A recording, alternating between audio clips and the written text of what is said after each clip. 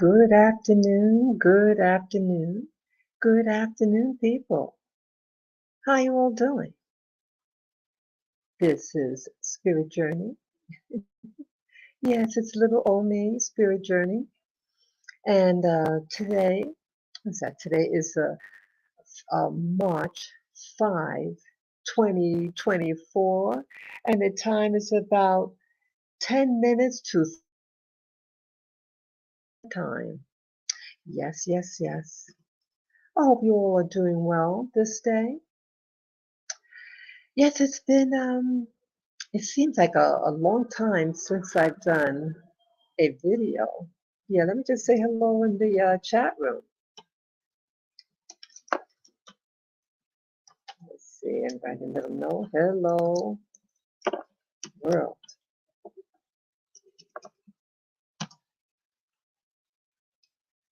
Okay. Yeah, 2:51 p.m. it says. Rwanda time. Yes, I hope you all are doing well this day. I see that we have a viewer. Yes, I welcome for you to say hello in the chat room. Yes, yeah, I'm feeling pretty good today. I didn't go out, and I just stayed home, had my breakfast, a little snack. My little boy, Lavender, my little Pekingese dog, he's doing okay today. I would say his health is getting more stabilized.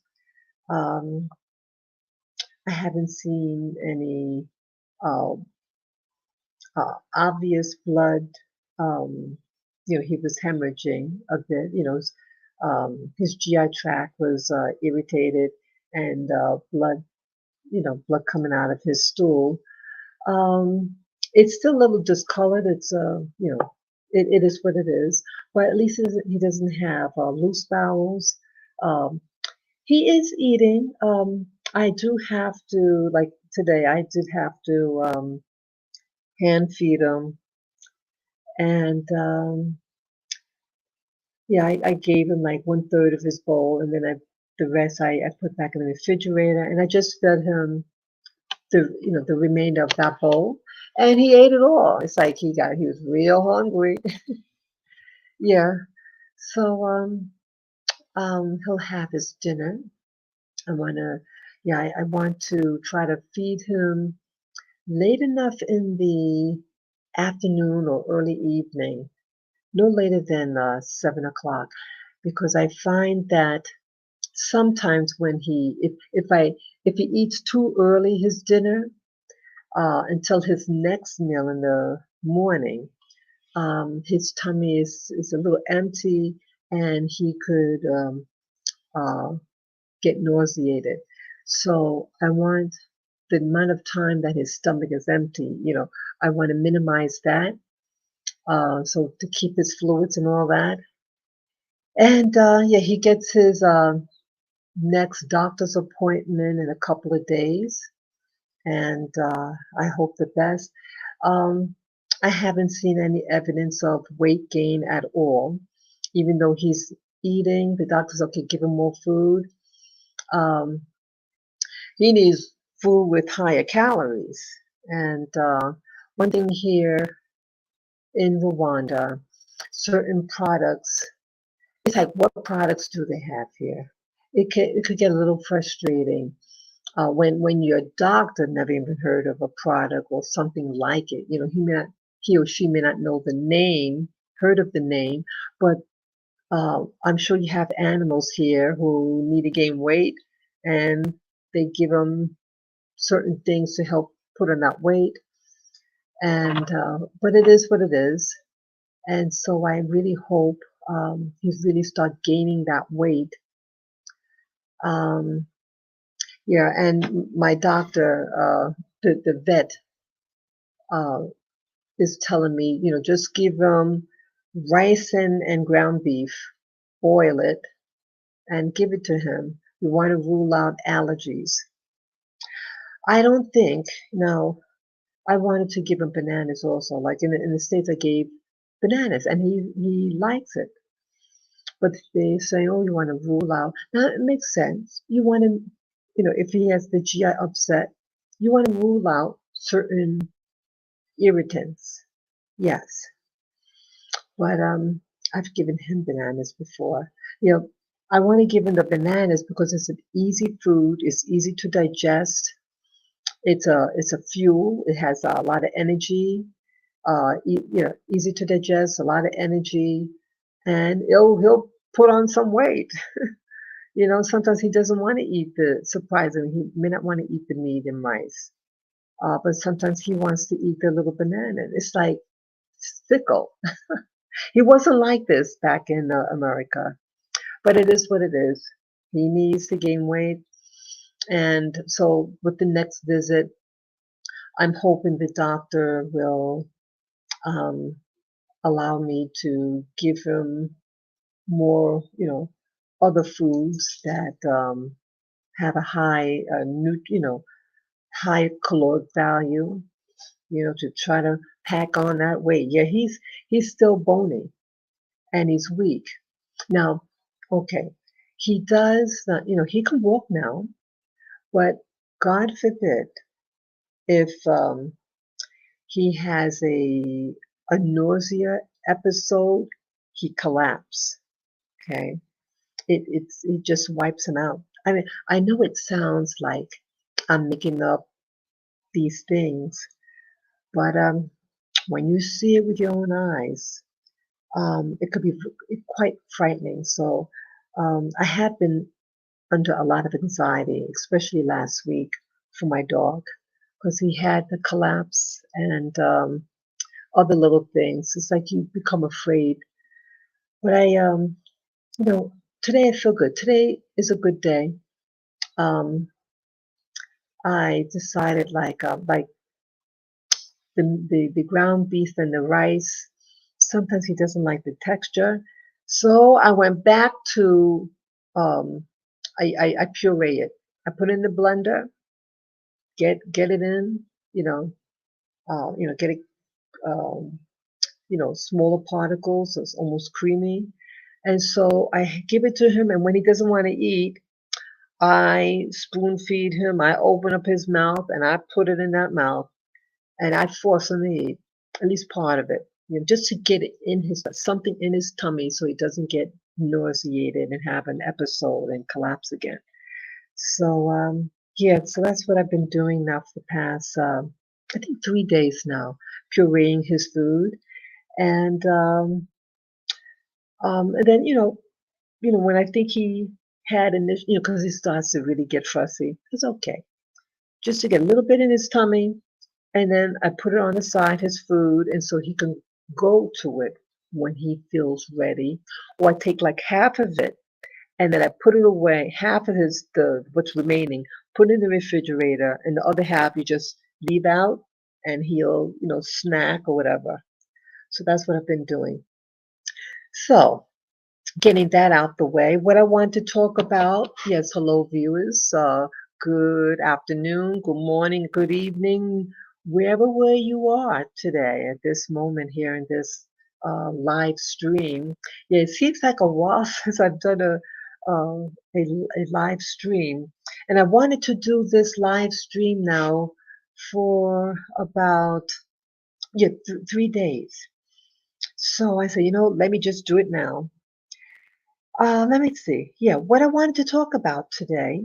Um, oh, yeah, I want to talk to you about uh, what happened to me 3 days ago. I was so excited, really, really excited. Well, let me tell you. Well, I walked to where I live. I walked to the nearest town. They have a big market at this place. It's called Kabuga Market. And I like it. I like Kabuga Market. I like it. They have several markets here in Rwanda, and I like this particular one because I don't feel as invaded. Yeah, again, I'm not going to give the name of, I don't want to give negative publicity on. any place, in Rwanda. But if something's positive, yes, I'll give the name. But yeah, Kabuga Market, they do not hound you as like this other place, other market in Rwanda. In the military, um, they have a name for that when you're being crowded or there's a lot of people, they call it, excuse the expression, but it's very accurate, the term. It's called a clusterfuck. Yes, you heard me right. A cluster fuck. And that means, again, that people are like hounding you and they're crowding in your space and all that. And the sentiment behind that term. And that other market is a real cluster, you know what. And I've been there a couple of times, this other place. And but I was told about this other market, Kabuga Market. People talked about it, and I felt a little nervous. And this person, this taxi driver, um, brought me there quickly. And we got out the taxi and we started walking a little bit. And I loved it. I loved the feel of it. It is a market, or a real African market. It's very rustic, very, very basic. We have real people, real locals, but they don't crowd you. They don't, that spirit of the cluster. You know what? It's not really there. At least my going there. Um, yeah, it's a big place. So that first time I went in February. I think it was mid-February. I went, so sometime earlier last month, and I liked the experience over there. And then I said, I'm going to go there by myself. So I walked it. Yes, I did. I took my time, and it takes about an hour to walk over there. But when I think about it, back in the United States, when you guys used to watch me walk my dogs in the stroller, you know, I used to walk. It took me an hour and 10 minutes to get to the heart of the Ramble. Remember you guys? I used to go to the Ramble, and I did like that little course. Walked around within the Ramble with my dogs, and I showed you the different locations and things like that. Remember that? So, um, so I said, hey, so if I could go in America over an hour to get to this particular spot, I could walk to Kabuga Market. It take a little over an hour, and then just come home. Um, so I said, let me do it, and yeah, it took about an hour, and it was very nice. It's broken down in different sections. They have like, I mean, I'm still exploring. It's a big place. But they have like these two structures. Um, it's open on the sides, the peripheral, but on the top it's like a roof, a convoluted roof for protection from the sun. And then you have little stalls, booths. I see that one section is um, for foods, different foods, local foods that are grown. And then the other unit is, clothing, fabrics, clothing, what else? Shoes, they have a shoes section. A lot of the clothes, they um, they get them, they're like Western clothes. And I think there's a market, like a sub-market for that like the, what do you call it? The surplus clothes, or clothes that are donated, and then it gets trafficked to different parts of the world. Those nations that want to, that like what they call Western clothing or influence. So they're there, and I bought. of some little sandals or leather sandals with a very thin rubber soles. And let's see, they're from Tanzania. There were two men. They're like in their 20s, and one was a Maasai guy. You know those tall people that in Northeast Africa they wear those red and black robes, and he had the big, the earlobes like they put like a disc in their earlobe, and it gets really stretched out. So he didn't have the disc in the ear. And just a moment, just a moment.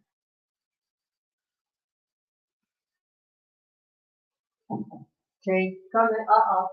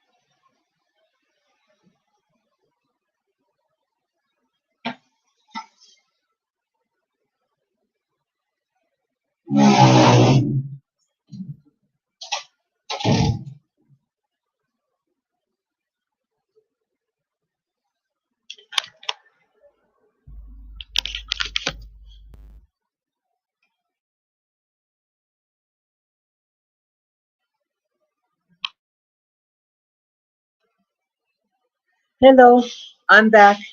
Sorry about that. Yes, my apology.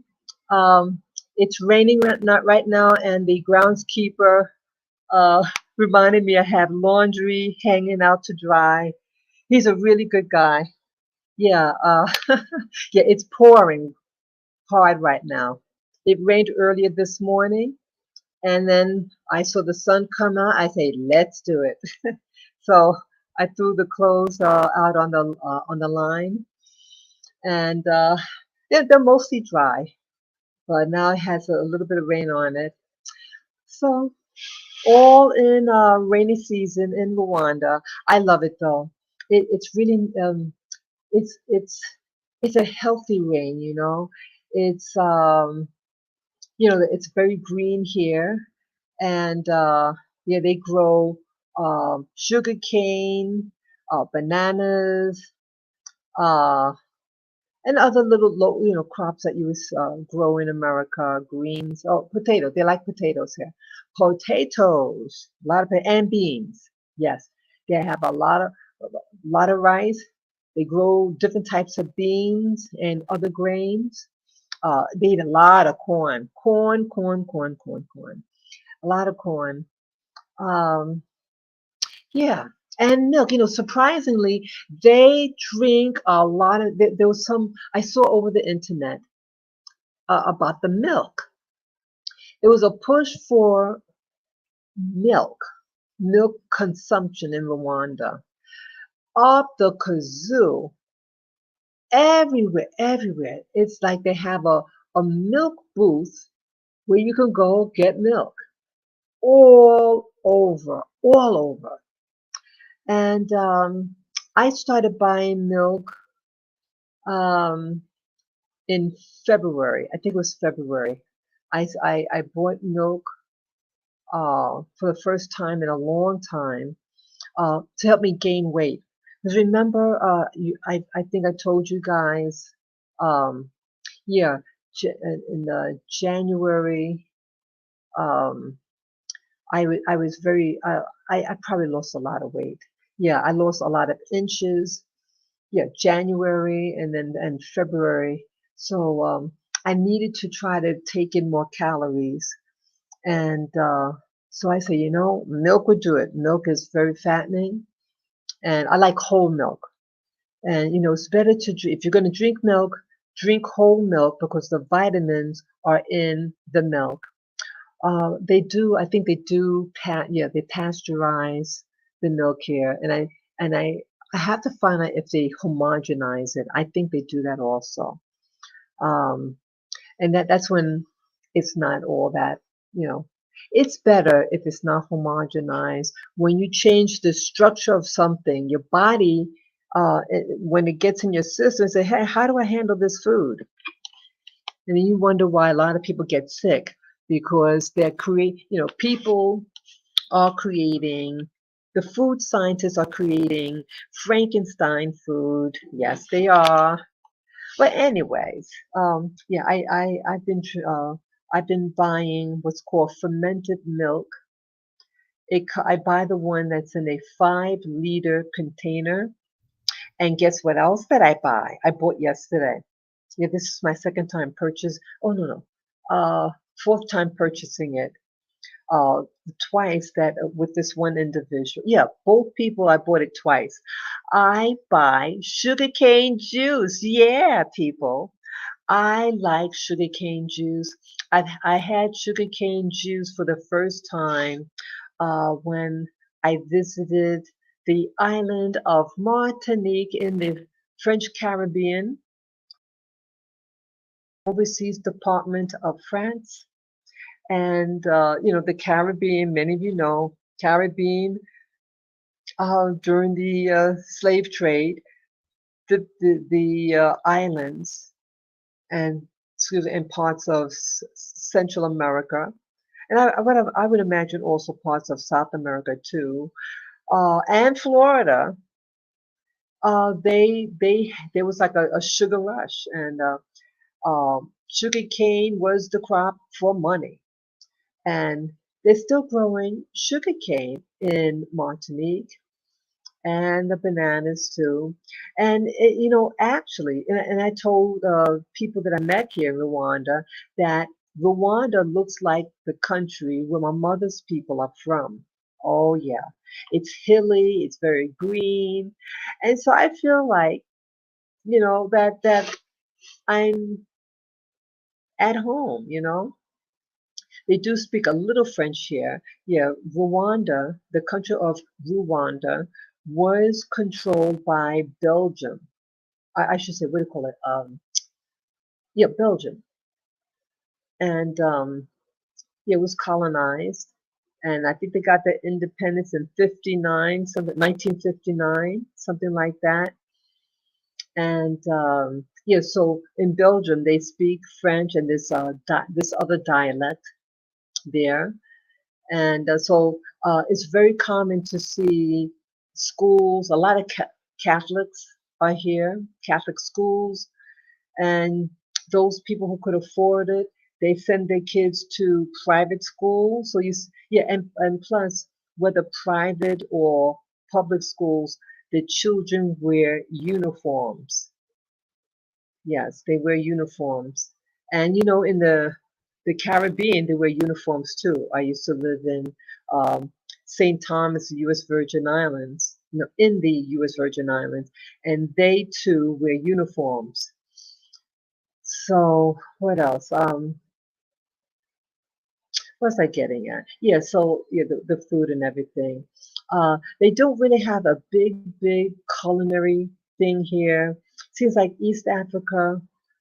It's I mean, they were under, Belgium and everything, but um, not a lot of, it's about spices and all that. It's really limited, to be honest. But when you go to West Africa, I have not been in West. Well, my plane did land in West Africa in the Ivory Coast.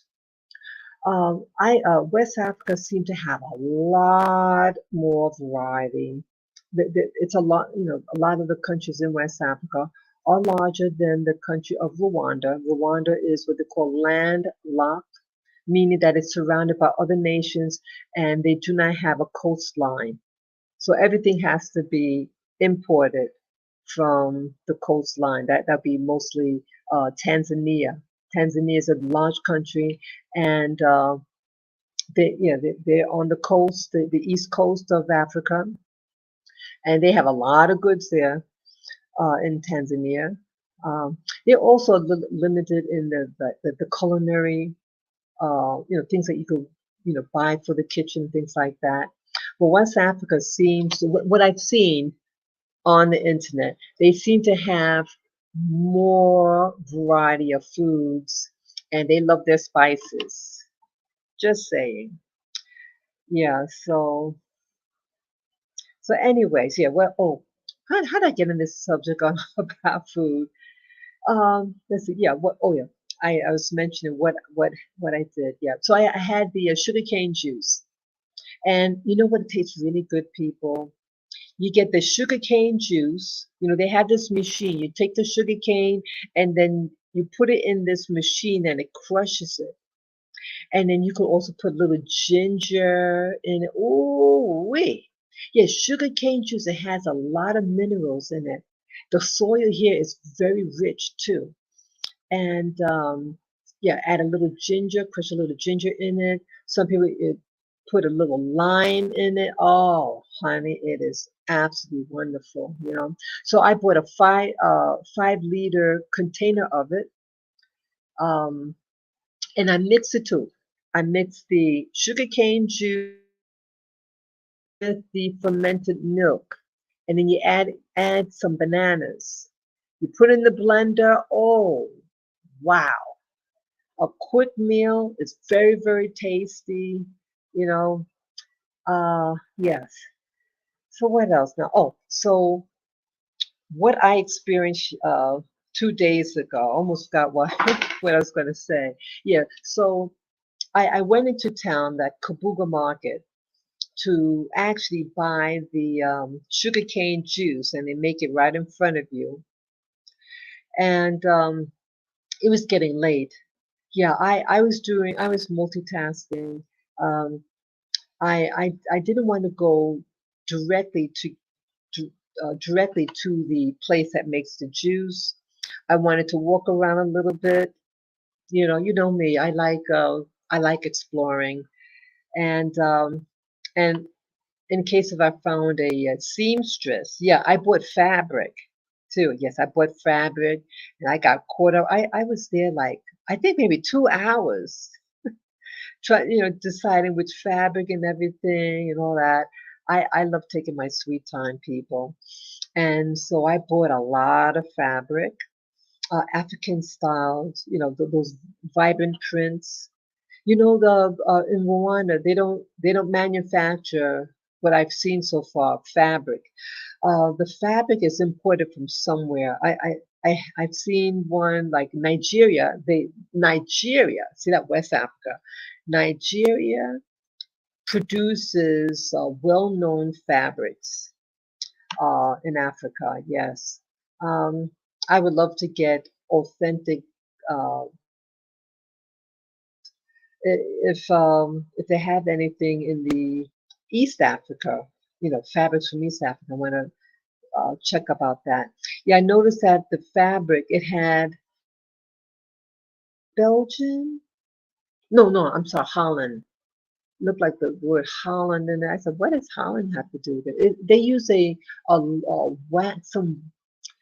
Oh, it's a technique when they're making the patterns of the fabric in Africa. They use some wax method, and they want to like really promote that they actually use this wax method of producing the prints and all that.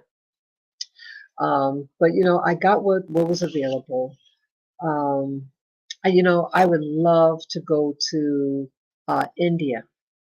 I love the clothes that they have in India.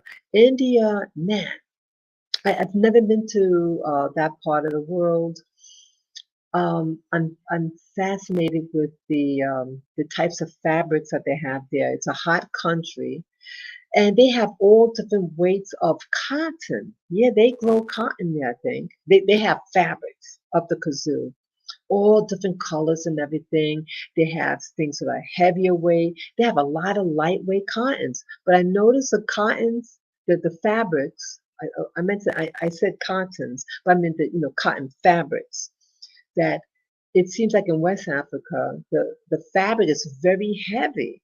And I'm thinking, man, how come it's so heavy? The thickness and everything. It's hard to get the lightweight cotton fabrics or even linen.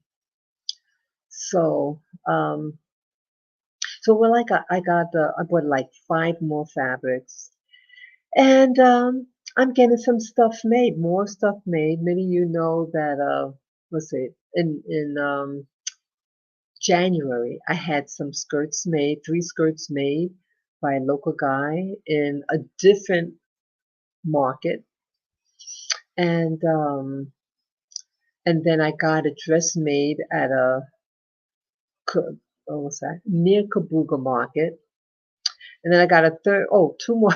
It's really something. I've gone to now. It'll be a total of four tailors or seamstress. Yeah, two guys and two girls.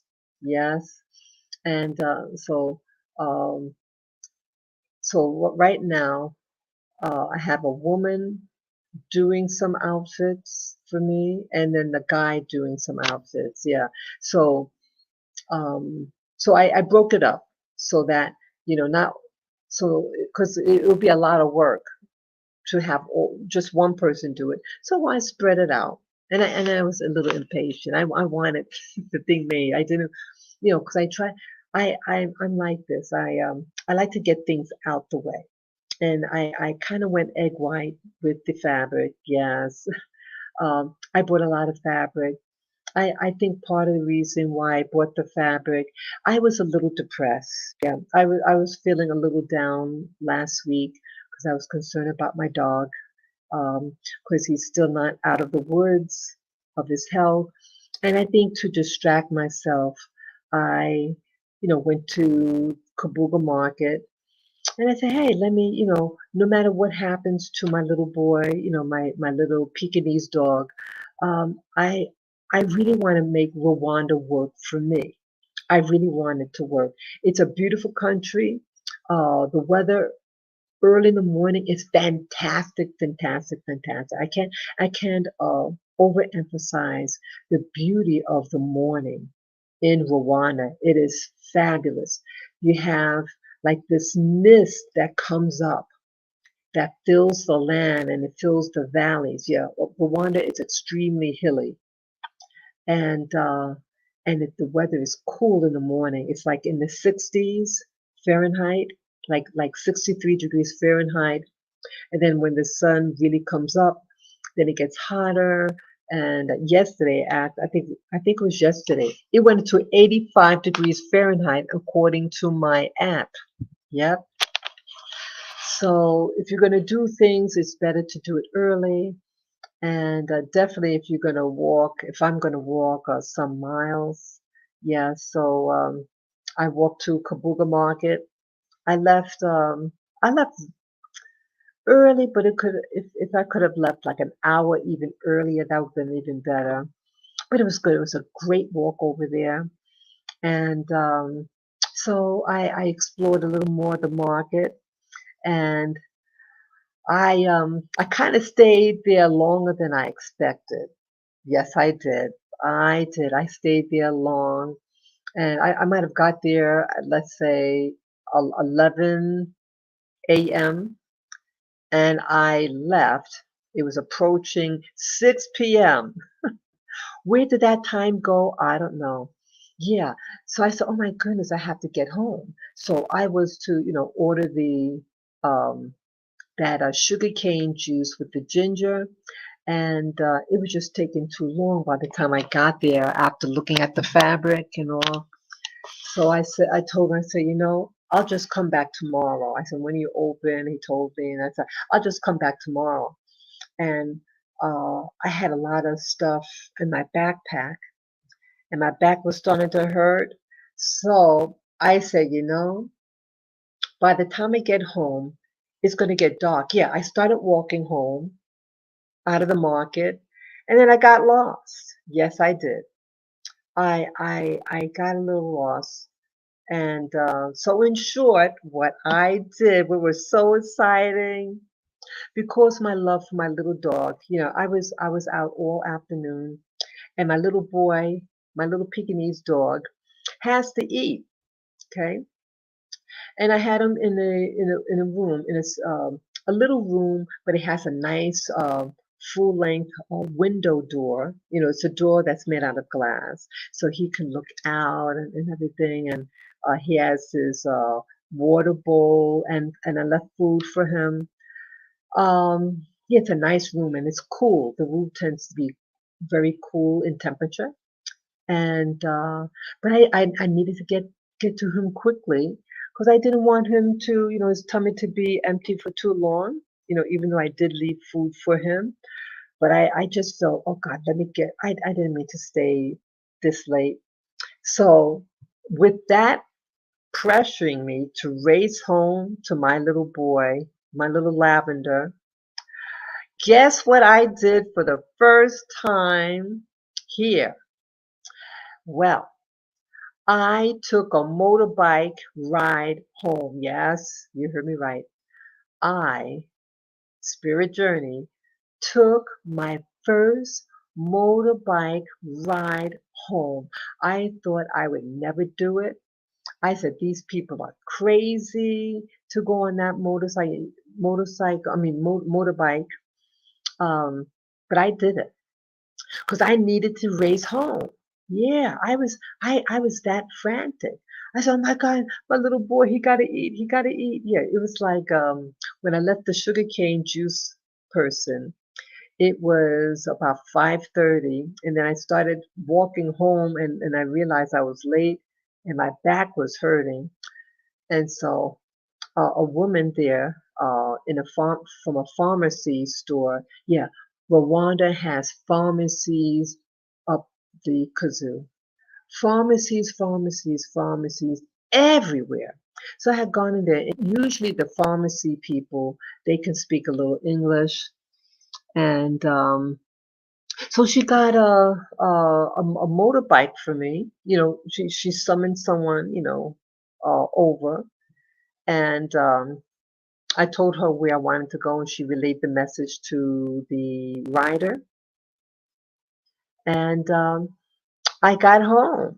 Yeah, motorbikes in Rwanda and in many, many countries in Africa, they use motorbikes, and it is so popular. It is so congested, as actually, of these motorbikes, and Um, it's not good for the air, to be honest. In some areas, you start to cough because it starts to, there's so much the exhaust.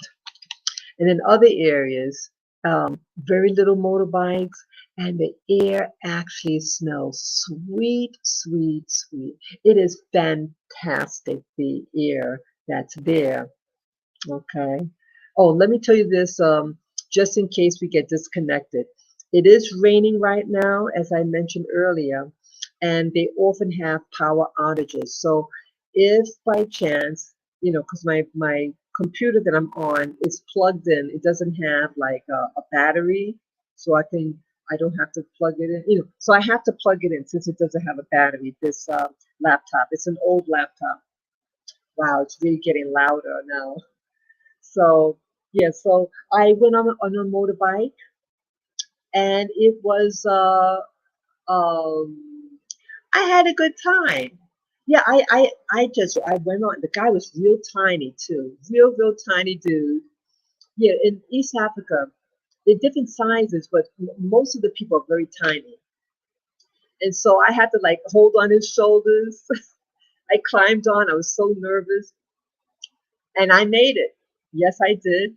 He was a nice little guy, and You use what's called Momo to do the financial transaction. It's done on your cell phone, and it's digital money. So, and it's based on your phone number. You press some codes, and then the person's telephone number or account number, and then the dollar amount, and then put in your PIN number, and boom, the transaction. Then you get like a receipt, electronic receipt. Um, so that seems to be the mode of commerce here, and I did not know about that when I got here. I mean, I've heard the term Momo through this YouTuber that is living here in Rwanda. I haven't met that person yet. I communicated email twice or something, but outside of that, haven't been in contact. And I think maybe I will check to see if she's still in Rwanda and just see how she's doing. So yeah, so I got home safely. My dog was fine, and I raised and I fed my dog. Let's see what else. Yeah, it was nice. And then yesterday, I went back to Kabuga Market to get my juice. Yes, of course, you know me. I shopped around a little bit. I bought my first African-made sandals. So they're from Tanzania. Yeah, the guy from the Maasai guy with the other East African fellow, and so I bought that. And yes, I bought some salt, this African salt. Um, it's it's a black salt. It does taste a little weird, but uh, one of the people that was there in the store, they said like you take a little. It comes like it looks like a rock, and you take a little piece and you put it in water. He said what make it when it dissolves, you drink it, and it's supposed to have medicinal qualities. Yeah, I know. Like back in America, I also I went to this Asian place to buy my spices, and yes, I would buy this black salt or Hawaiian salt, and I would put a pinch of that black salt in water because of the minerals. A lot of us get sick because we become mineral poor. So he has a point about, hey, take a little piece of it and put in water and drink it. Yeah, I would, I would do that. What else? Um, yeah, and then I got the uh, more the fabric that I had at home here in Rwanda, and I wore it to a tailor, and they're gonna make me some outfits. And then I got the drink, my sugarcane drink, and then I headed home on the motorcycle. I mean the motorbike, and I was trying to haggle the price because the reason why I was haggling now in Africa and even in Asia, I've never been to Asia per se, shopped in Asia, but like in the Mediterranean area, in Europe, um, no, yeah, the Mediterranean area, Africa, and of course Asia as well. They haggle. Yes, they do. And when I was in the military in the Mediterranean, yeah, you haggle. You can haggle. So when I found out that this lady that I met, a neighbor, um, what they charged her to get to her location, and it was very, affordable. It beats taking taxis. Many of you know I was taking taxis everywhere for my medical appointments for my dog. Um, it is very expensive, and so I thought they might have been overcharging me. So because this lady had to drive for 20 minutes, and my ride was 10 minutes.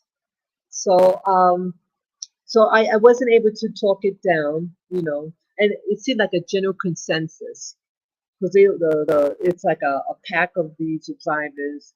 and because I showed them on my cell phone the dollar amount that I want to pay. I mean, not dollar, the Rwandan currency, how much I wanted to pay. And so the general consensus was the fee that I was paid that I had to pay yesterday. I meant to say 2 days ago. So I said, okay. And we went home.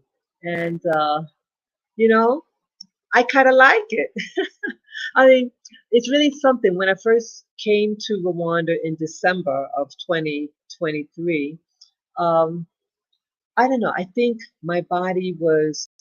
Many of you know that I had contacted the COVID um, in mid-December. Yeah, I got sick. I got sick with the COVID, and that's what delayed me from coming back to Rwanda right away.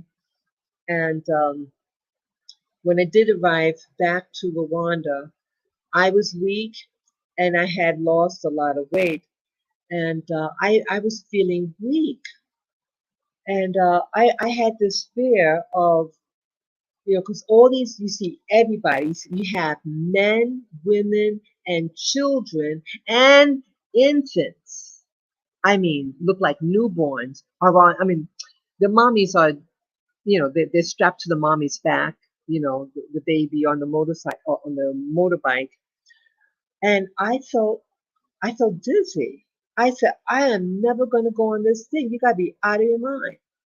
So, I think feeling pressured to race home to feed my little my baby boy, Lavender, my little Pekingese dog, um, my fear was suspended because I cared more about my dog. Yep, I don't want my dog to wait too long to get its next meal. So, so the fear went out the window.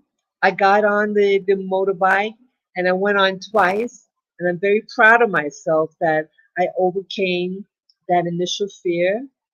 However, I do not know whether, like, to go into town, like the main city in Rwanda, Kigali City. Uh, I don't know whether I would do that. I mean, I would like to do it, but some of these motorcycle people, they could drive a little reckless. I'm, I think I might try it. I think I might want to try it. Um, we'll see. So if I do, I'll tell you all about it. It'll take like how long will it take? It'll take over a half an hour. Yeah, and maybe I'll do it. Yeah. So that's one of the things I wanted to talk about, that I got on the motorbike for the first time here. I used to also live in Hawaii, and I did purchase back then. This is about 26 years ago. I purchased a moped. They call them mopeds. It was a bright yellow, cute little bike. Honey, I lasted 2 weeks on that. I returned it. I was so scared. The guy knew, the person who sold it to me, a dealership, and he said, I don't think you're gonna make it. I mean, like, I think you just, it's not for you. He knew me. He knew how to read me, boy. Yeah. So yeah, I had this anxiety about, you know, um, certain things like travel on bikes. I mean, even a bicycle, I get nervous. Um, yeah, it is what it is. But so at least I did it. 26 years later, I got on a motorbike, and it was a positive experience. Yeah, you got to hold on tight, people. Yeah, I held on that guy. Yeah, people here, they don't touch the driver.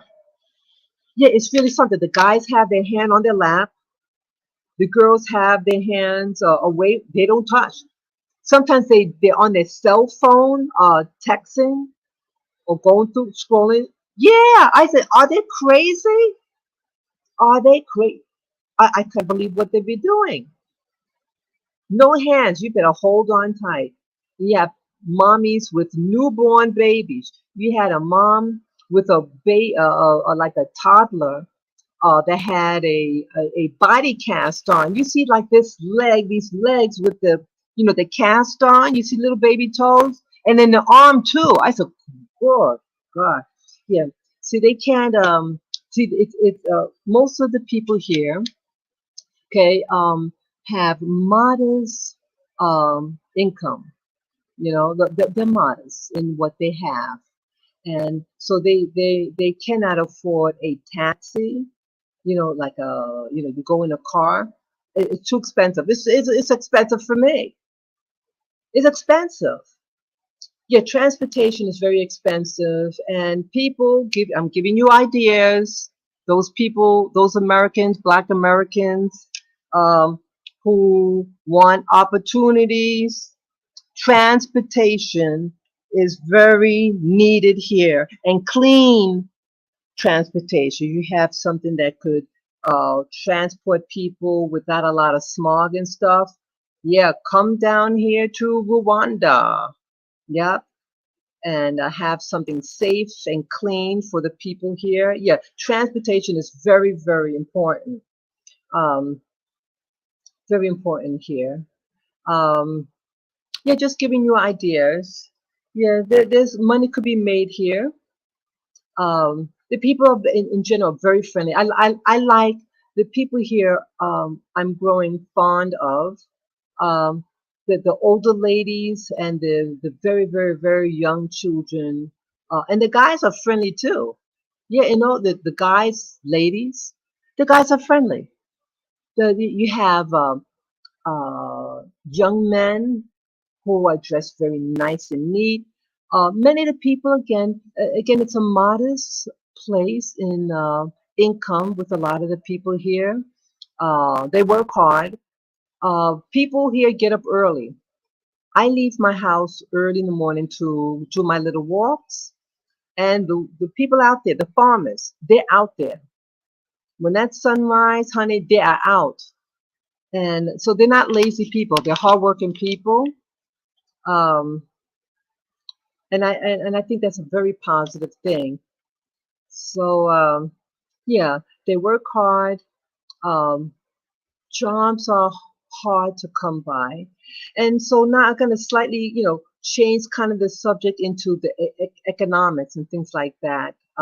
Things that are happening here in Rwanda that I didn't really see, but slowly it's revealing certain things, and I want to be upfront about these things, these experiences. Sometimes you have people on social media, they want to get like a following and tell people all these uh, nice things and cozy things, but it ain't the real truth, you know. So I share with you the good and the bad. So this is also what I know. It's like I think it was two days, let's see, yeah, yesterday there was something that I witnessed. It was towards the end of the day, late afternoon, and I was waiting for my juice to be made. And on my way walking over there, yeah, I was on my way to get the juice, and when I was walking there, I saw a fight. Let me tell you, it kind of it scared me. There was about this is out in the open, daytime. It was a pack of kids, boys. Um, they looked about the age between, let's say, 8, 9, 10 years of age, and an adult male, and they were attacking a man, a local man. He's probably like in his 30s or some 30s, 40s, and I was afraid. They took a rock, threw it at him, a stick. They punched, and people are just there. And then you see a mature woman, probably like in 40s, 50s, and then she starts talking to the guy, and I couldn't figure out what was going on. What was this commotion? Why the fighting? I felt fear. I had fear, and I didn't see any police. And the police system here is different. Who you call up and things like that. I'll find out. in the future what because I don't want, just like back in America, I don't want to see someone get beat up. I know if something were to happen to me, I would like someone to intervene or at least call police. You know what I mean? That's just how I am. But again, there is a price to pay when you call the police, at least back in America. And those of you who have been following my channel, I shared with you before this happened pre-COVID, and I had witnessed a crime, and I just called to let them know, hey, there's two men are beating up a lady, and the what do you call it? The justice, the assistant attorney general was arming me to testify, and I didn't want to because it wasn't what I thought it was. What was happening? They all knew each other, and I didn't want to get involved because I mean I didn't want to testify. I just called it in because I want to be a good citizen, and I know if I was getting my butt kicked, I would like someone to at least call uh police, right? So so I witnessed that, and I felt very troubled in my spirit. And earlier that same day, when I was first left my home, my house to go to the market, I was maybe 15 minutes in my walk, and again a group of little kids, little boys, about the same age, between like 8, 9, 10 years of age, and they ran in the middle of the street, and they put this plastic thing in the middle. They were trying to get the cars to run over it. People. See, I have to be very careful, okay? And I say that. I know I have to be careful. I am a foreigner. I do not look like a lot of the people here in Rwanda. Um, so I stand out. I stand out because of my looks, the clothes that I wear. They know a foreigner, you know what I mean? How you walk, and then when you open your mouth, they know you're not from here, from there. Um, and things could backfire, right? Things could backfire on you when you are a foreigner, and when a child feels like you're denying them pleasure. My phone is making noise. Okay. Yeah, so when I saw what they did, now again, I know if I had a vehicle, I would want someone to remove that thing on the road from the road so I don't get in a car accident. Wouldn't you want someone to remove any harm from the street so you don't get in a car accident? So I know if I had a car, I would want someone to remove it. So that's what I did. I walked over to, walked the middle of the street, and kicked it, and then I moved her out of the street, and I said, don't do that." Something and they don't probably don't know any English. And then I saw an adult walking in my direction, so I kind of pointed. Oh, they were throwing. He probably don't know what I'm saying too, but he did just to, there was something the kids were doing wrong. But I felt a little uncomfortable because I am a foreigner, and I don't want repercussions and people to say, "Oh, that lady didn't want me to put things on the middle of the street," blah blah blah. They could attack me. You never know.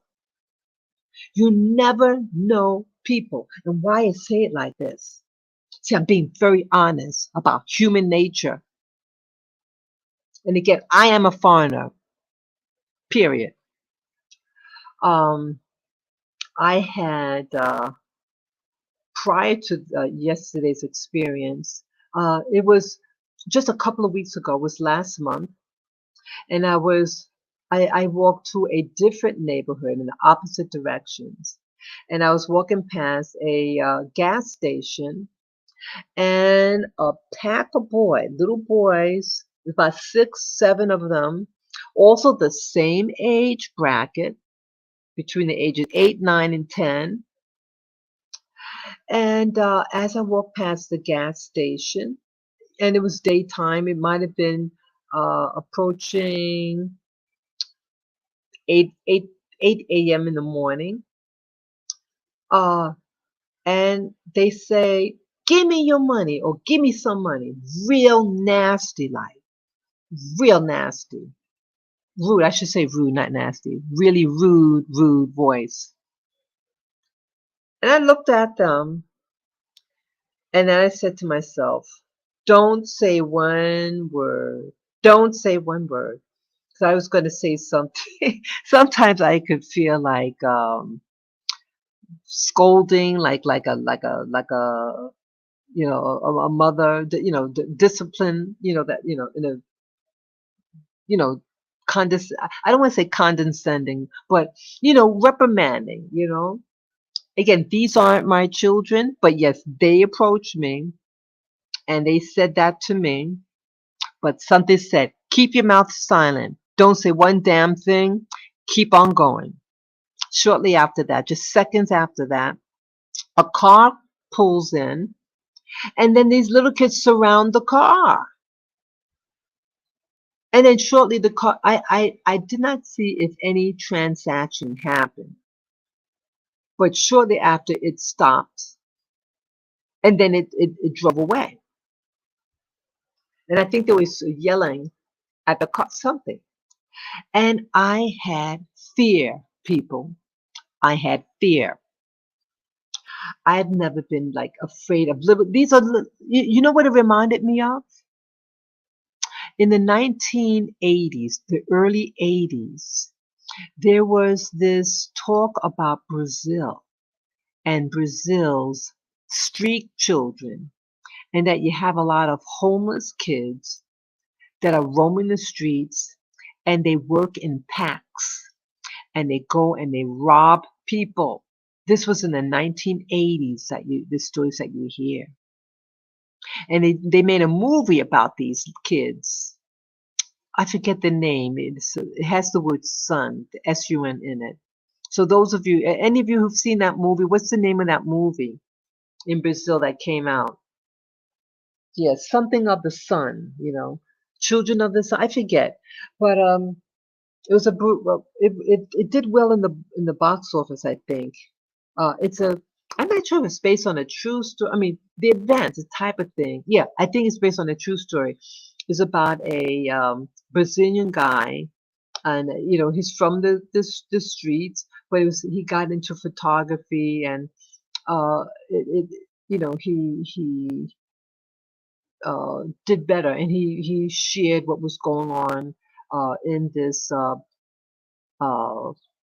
demographics in Brazil. Um, yeah, I saw that movie when it came out.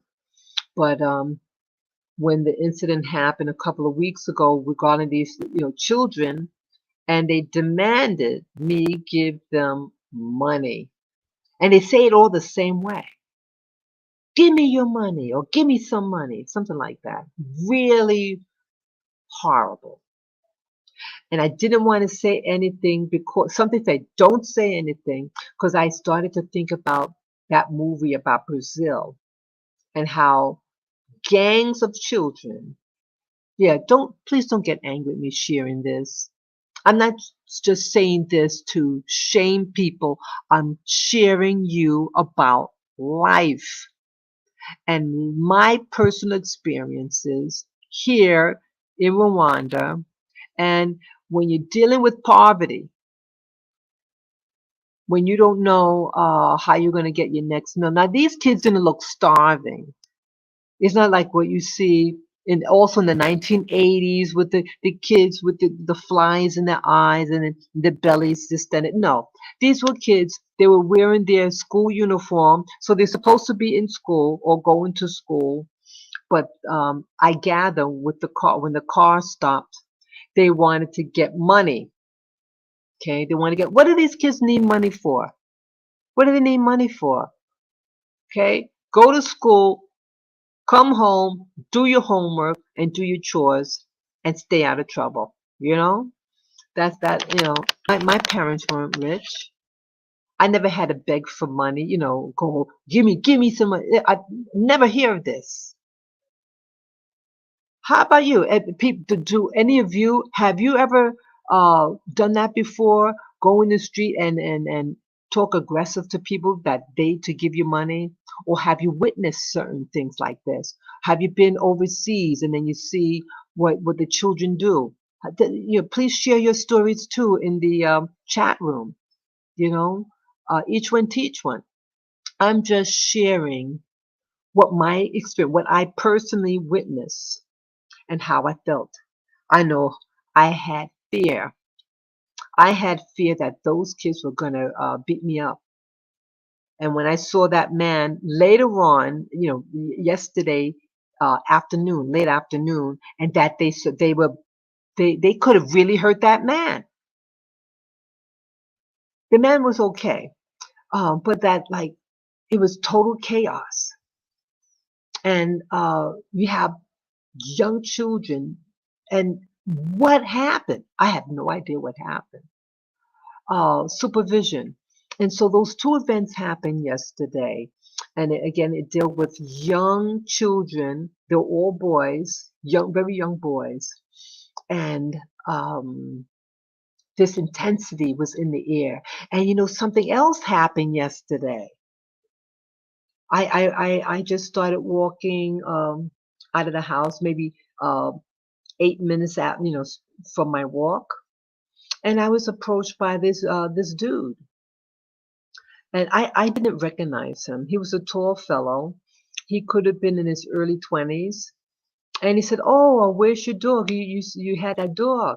So I realized he must have seen me in the neighborhood. So I said hello back. I said, "Oh, he's just at home."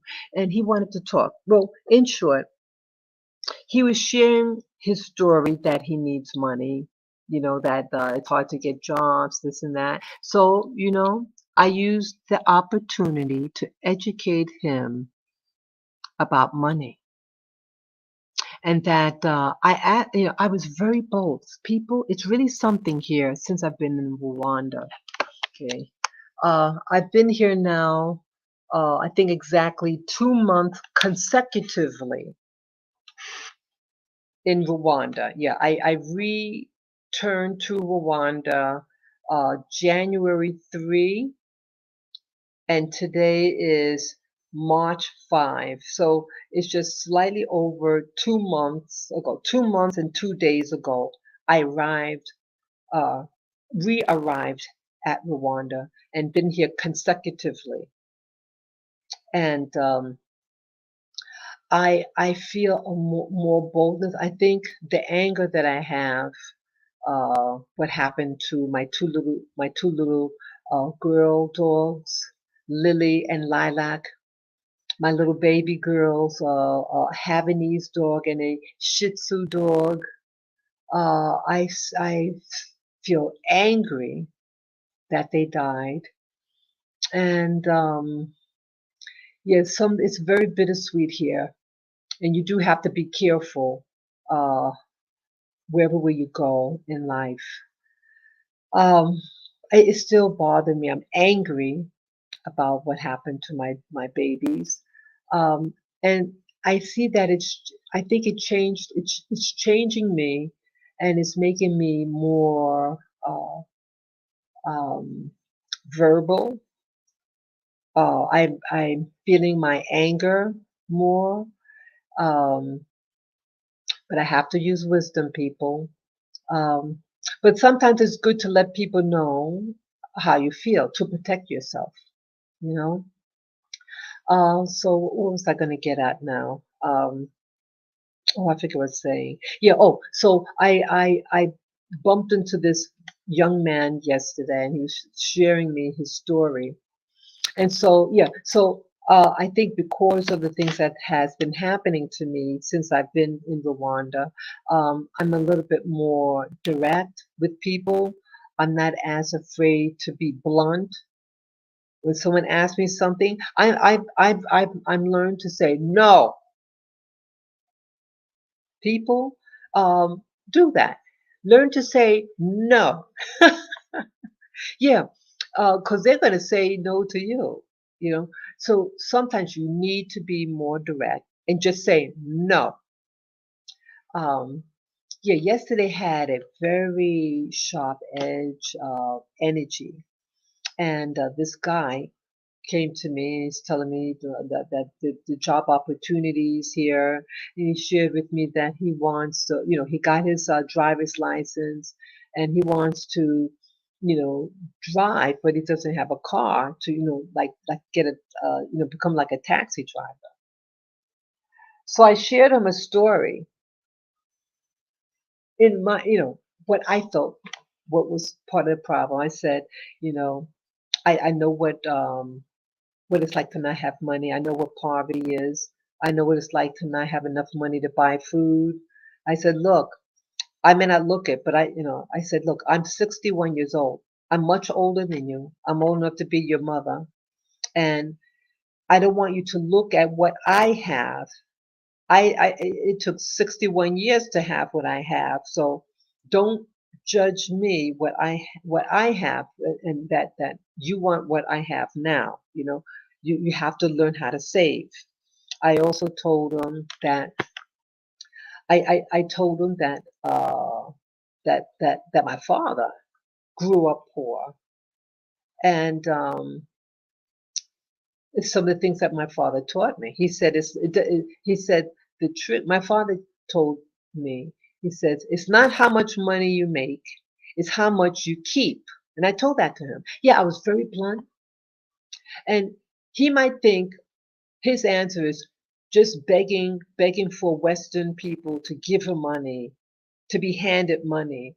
And I was trying to teach him that, hey, you think that's the solutions, people just handing you money. I said, no, that is not your answer, and that's not going to help you, me giving you money. But I said, you need to learn how to think, and you need to know how to educate yourself. I then asked him, do you know how to read and write? He said, no. I said, well, you need to educate yourself because um, you can teach yourself things that you want to know. I said, you need to first educate yourself. At least learn how to read and write so you could research answers, how to do something, um, about businesses. So what, to think and plan a business. But you first have to know how to read so you can get information. I said, information is what you need, sir. Information, not money. You need to learn how to think and plan, and it's not how much you make. I said, they're rich people from my country, and they don't have any money. They spend what they don't have. I said, my father grew up poor. He said, and he told me it's not how much you make, it's how much you keep. I said, don't look at what I have. It took ages. I said, I'm much older than you. And I said, you buy cheap. You don't buy all these expensive things. You buy what you need and buy things that I was going on and on and on and on and on. I spoke to him, and I spoke from the heart. I spoke, I thought when I get really empowered, very animated, I start to point and I get really animated, people. I do. Because when I look at him, I see this person could have been my grandchild or a son or something like that. And he may never see me again. And he may think that if he could only have these Western people give him money, that's not going to help him. Because when he gets the money, what's he going to do with it? Buy sneakers? Buy a cell phone? No, that's not going to help him. He needs to educate himself. And I told him that my father also, he was a poor boy, and his mother, I'm sorry, not grandma, but his mother could not help him in school. So he had to educate himself and teach himself how to read well. and how to read for information, and and that he pulled himself out of poverty. I said you need to sharpen your mind and learn how to think and plan. I said you need to learn how to think like a foreigner. I said, pretend that you are from another country. Pretend you're from China or India or some Western country and that you arrived in Rwanda for the very first time. Start seeing through the eyes of a foreigner and see what is needed here, and then you fill that need. Once you discover what that need is, research it, educate yourself so you have to know how to read. Do that, and I say you'll make a lot of money. You'll be a rich man if you do that. Feel the need, see through the eyes of a foreigner, and fill that need. That's what I told him, and he's saying, "Oh, well, I gotta go now." Yeah, I talked to him for maybe 10 minutes. Oh yes.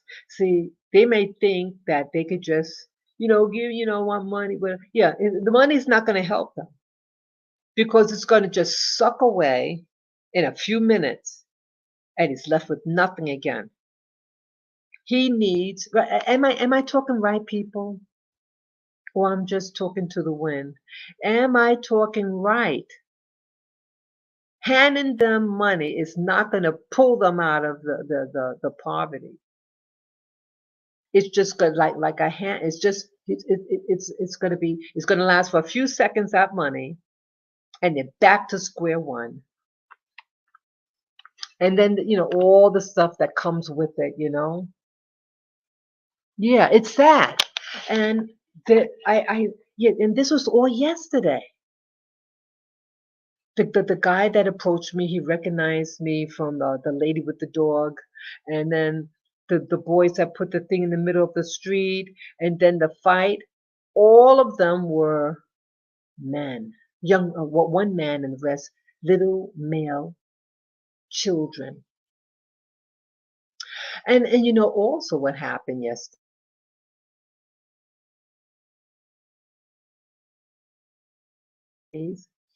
and she didn't speak any English, but honey, my anger. See, sometimes you have smart ass young females. I look younger than I am, and I did have my sunglasses on, and I had a scarf. So she might think I'm a kind of younger, whatever. And again, it was a communication gap. But when I had this container that I was going to fill with that juice that I told you about, the sugarcane juice. It was originally used, the container I had was originally used for milk. And so what could have happened that she thought because I had the empty container of milk that I wanted more milk. And I said, no, just, when I walked to the little, it's like a little, like a corner store, little dinky little store. They have something, beverages to drink and things like that. Real simple store. And I said, oh, I'm just looking. She didn't know what that meant. I point to my eyes, I'm just looking. She didn't know what I was saying. So it could have been that, like an African, they're real basic in their logic. So they see someone like if you go to a place, they assume, okay, you must be there to buy something. Why would you just come in here? What do you want? I find the women here, some of the women there, um, and I think it has to do with education, expectancy, and dealing with people from other parts of the world. If you only deal with people from your community in your language, pretty much people from the same community have this, similar way of thinking and shopping needs. And so I'm from another place, and so I'm not necessarily there to buy things. I want to see what they have. I'm new in the area. I want to see what they have, and they may not understand that. they may say, okay, you're here, so you have to be buying something. And so I think in my interpretation, I think that's what, in part, what it could have been. Uh, but when she poked my bottle and she said, no, no, like that. Because I said, oh, do you have, I'm just looking. Oh, can I go in? No, no. And up in my face, people, up in my face. And oh, I didn't like that. And I'm thinking, what is this girl's problem? Yeah, sometimes they don't know what you're saying. No, no, no. See, people,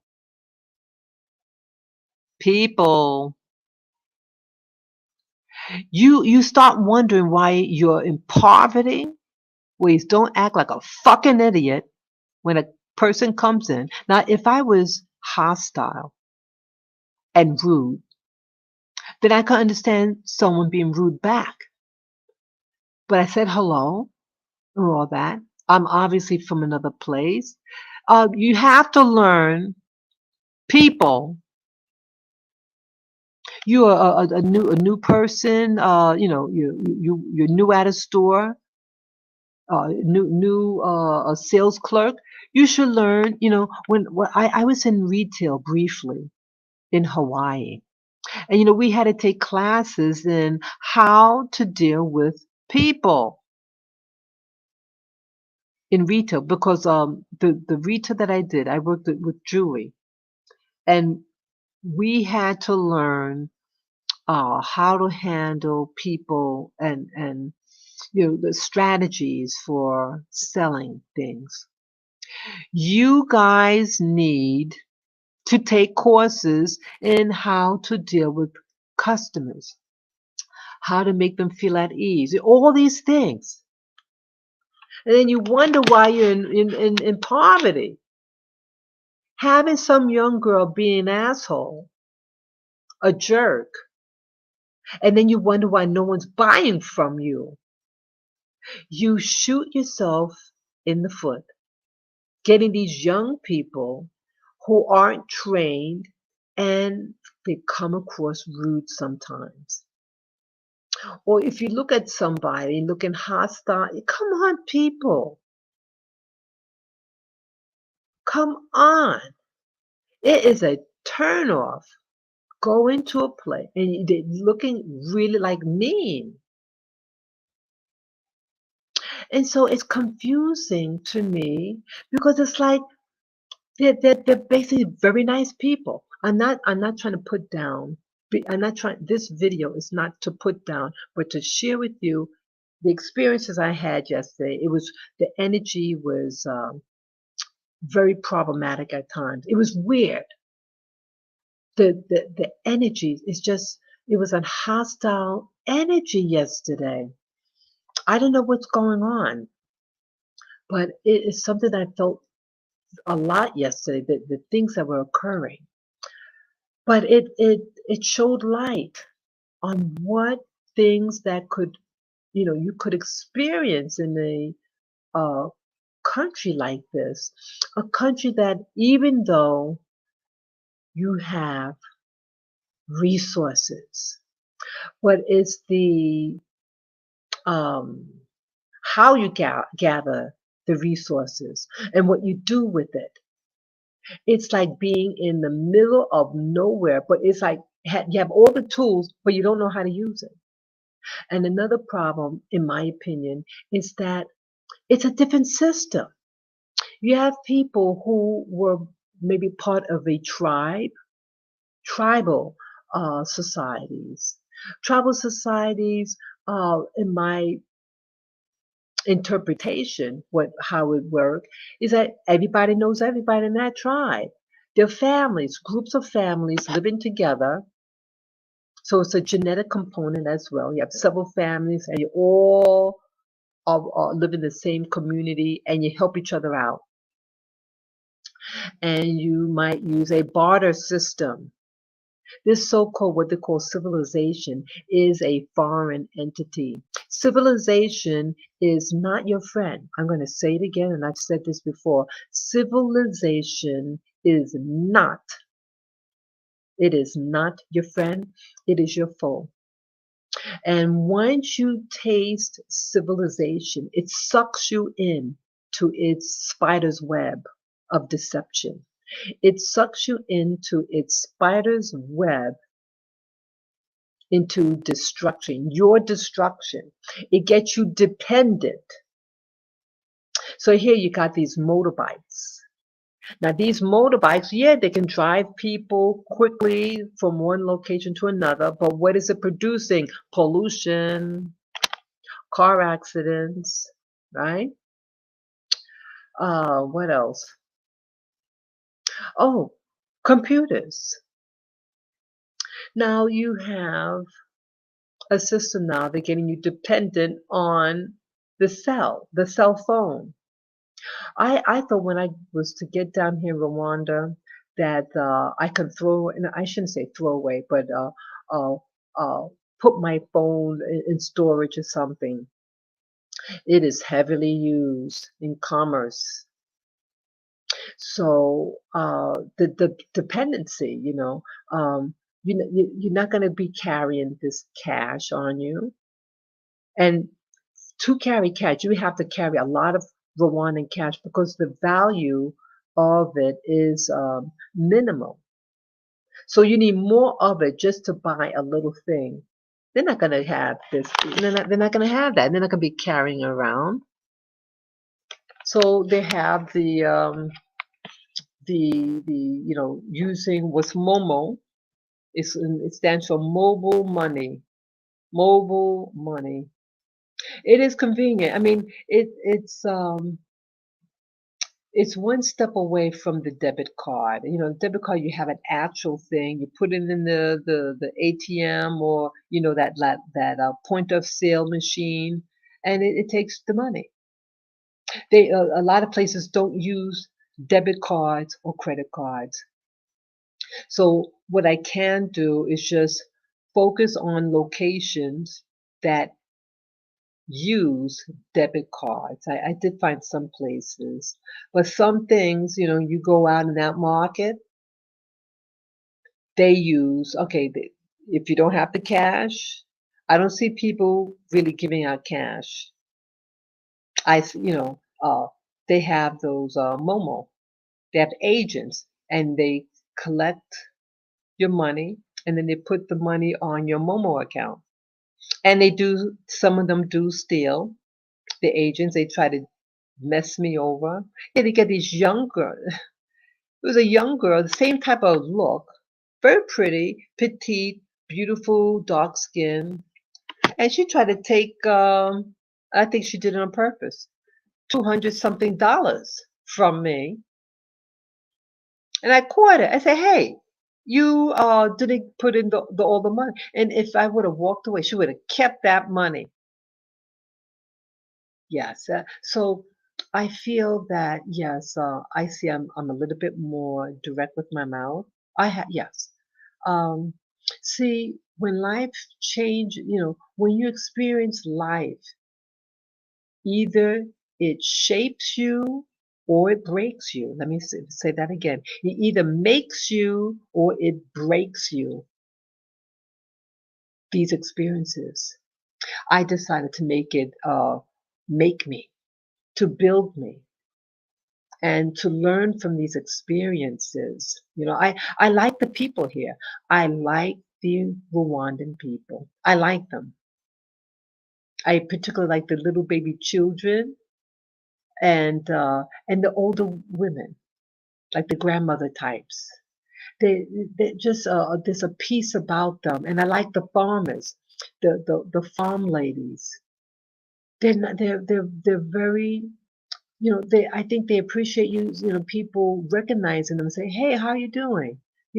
I enjoy it. I like it. I shared this before. That's when the little child just, put her hand up and she went to do palm to palm. It was so beautiful. It was just so like angelic. She was like an angel to me, and it was just such a beautiful thing. I like that. I really, really like that, you know. I really want it to work here. But I'm seeing things, I'm seeing the potential dangers that are developing. Many of you know, I'm from New York City. And I decided I was to leave actually a year and a half ago.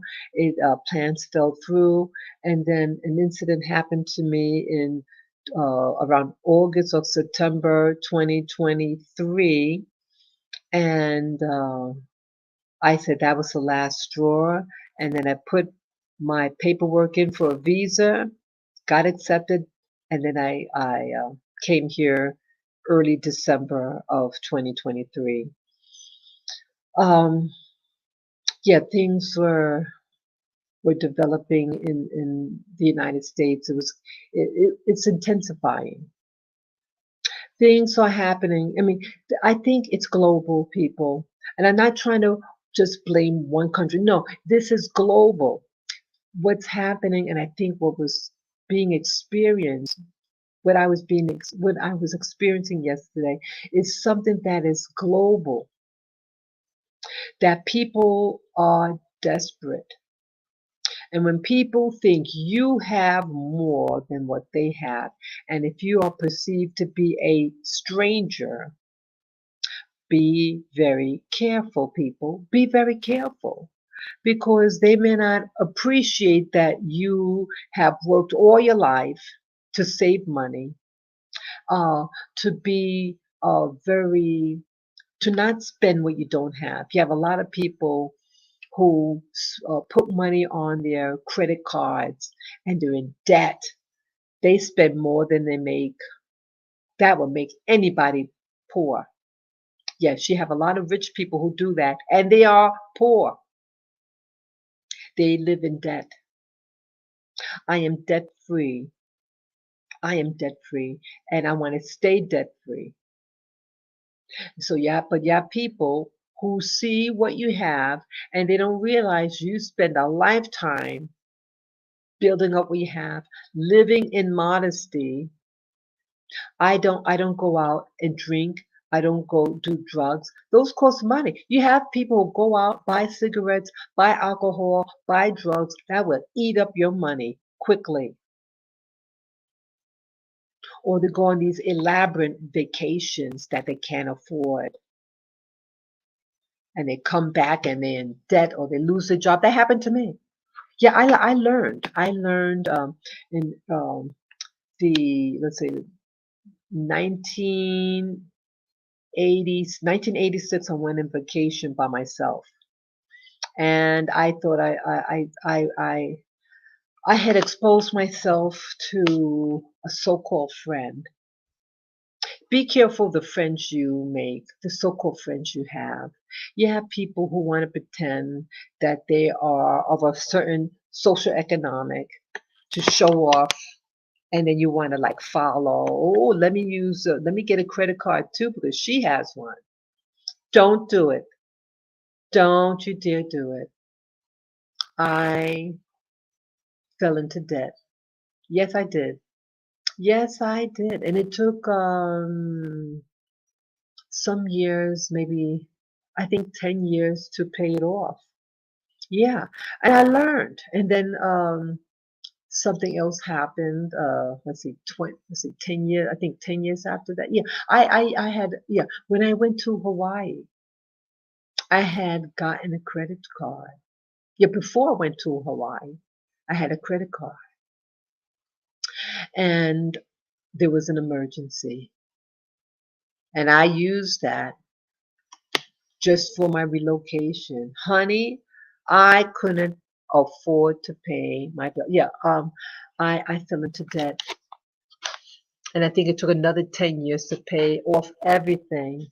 Yeah, in 2016, I paid off the cards. I paid off, what else? Student loans. Yeah, I had student loans. Yeah, please don't get into debt. They want you to get into debt, people, so that you could become a slave. a modern day slave. Please don't do it. Please. I know the neighbors and all that. You have people who do things and they look like they have money, but they do not. They just have credit cards and they create an image.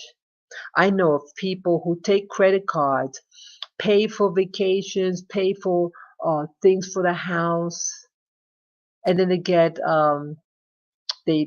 stack up a big debt, and then they have to take money out of their investment money, the IRA, the pension plan, and they pay it off, and then what they do? They use their card again. And they become more in debt. Yeah, it's an addiction, and it's designed for you to do that. It's modern day slavery. You put yourself in slavery through debt. Okay, yeah, people don't seem to like me saying this. I don't be afraid of what I'm saying. I'm speaking the truth. You're gonna go on some fancy vacation and then you're gonna come back, you lose your job, and then you're gonna say, "Oops, I'm sorry." People, I've been there, done that. I've been there and done that. Yeah, I feel I it's something. Even though I like the people here, they have heart, the people here, but I see that people could get triggered. People could get triggered. That I see when I saw that man getting beaten up by a pack of young boys between 7 and 9 years of age. I said, "Oh my goodness!" And then the people at the girl that was poking my jug. I uh, I can see, I don't want to be triggered. See, I what I'm also learning is where not to go.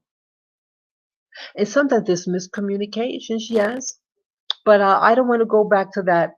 I was just because I really want to understand the area, the market area, and to learn what is where, what type of items that they have here in this country. What could I buy? You know, um, so I know where to get it. And so, I mean, I would say my the mass majority of my experience is positive. Dealing with people. Outside what happened to my dogs. The people are really beautiful people. The Rwandan people are beautiful people. I've gotten help by people here, and my heart is so full of joy with them. But I just feel that it's necessary to show you the other component that could happen in the country when you are, there is poverty. There are people they ring doorbells and they want they want what they want. But what's happening now is global. You have people are being recruited somehow. You have people from the African continent that are somehow they're getting into America. People from all over the world. People from China. Large number of people from China. You have people from Central and South America. About 10,000 people enter New York City a month. 10,000 people. It's gonna burst. It's gonna burst people. And when people, there's a West Indian song, any of you know it? A hungry man is an angry man. A hungry man is an angry man, right? Yeah, this lady told me that 30 something years ago. Yeah, I used to live in St. Thomas, the U.S. Virgin Islands. Yes, I moved to different locations, and no, I don't move around for glamour. I go and look for work, honey. I am a survivorist, and if some location is not benefiting me, when you can't find work, you better move. And again, this move that I did to come to Rwanda, I moved for my safety. What I thought was to uh, become safer. You know, I lived in New York City, and it was becoming very violent, and it's worse now. It is chaos, and I saw the writing on the wall, and I said, I better leave. Yep, I better leave, and I'm glad I left, but I'm sad of some of the outcomes. Yeah, the land is beautiful. It's really pretty here.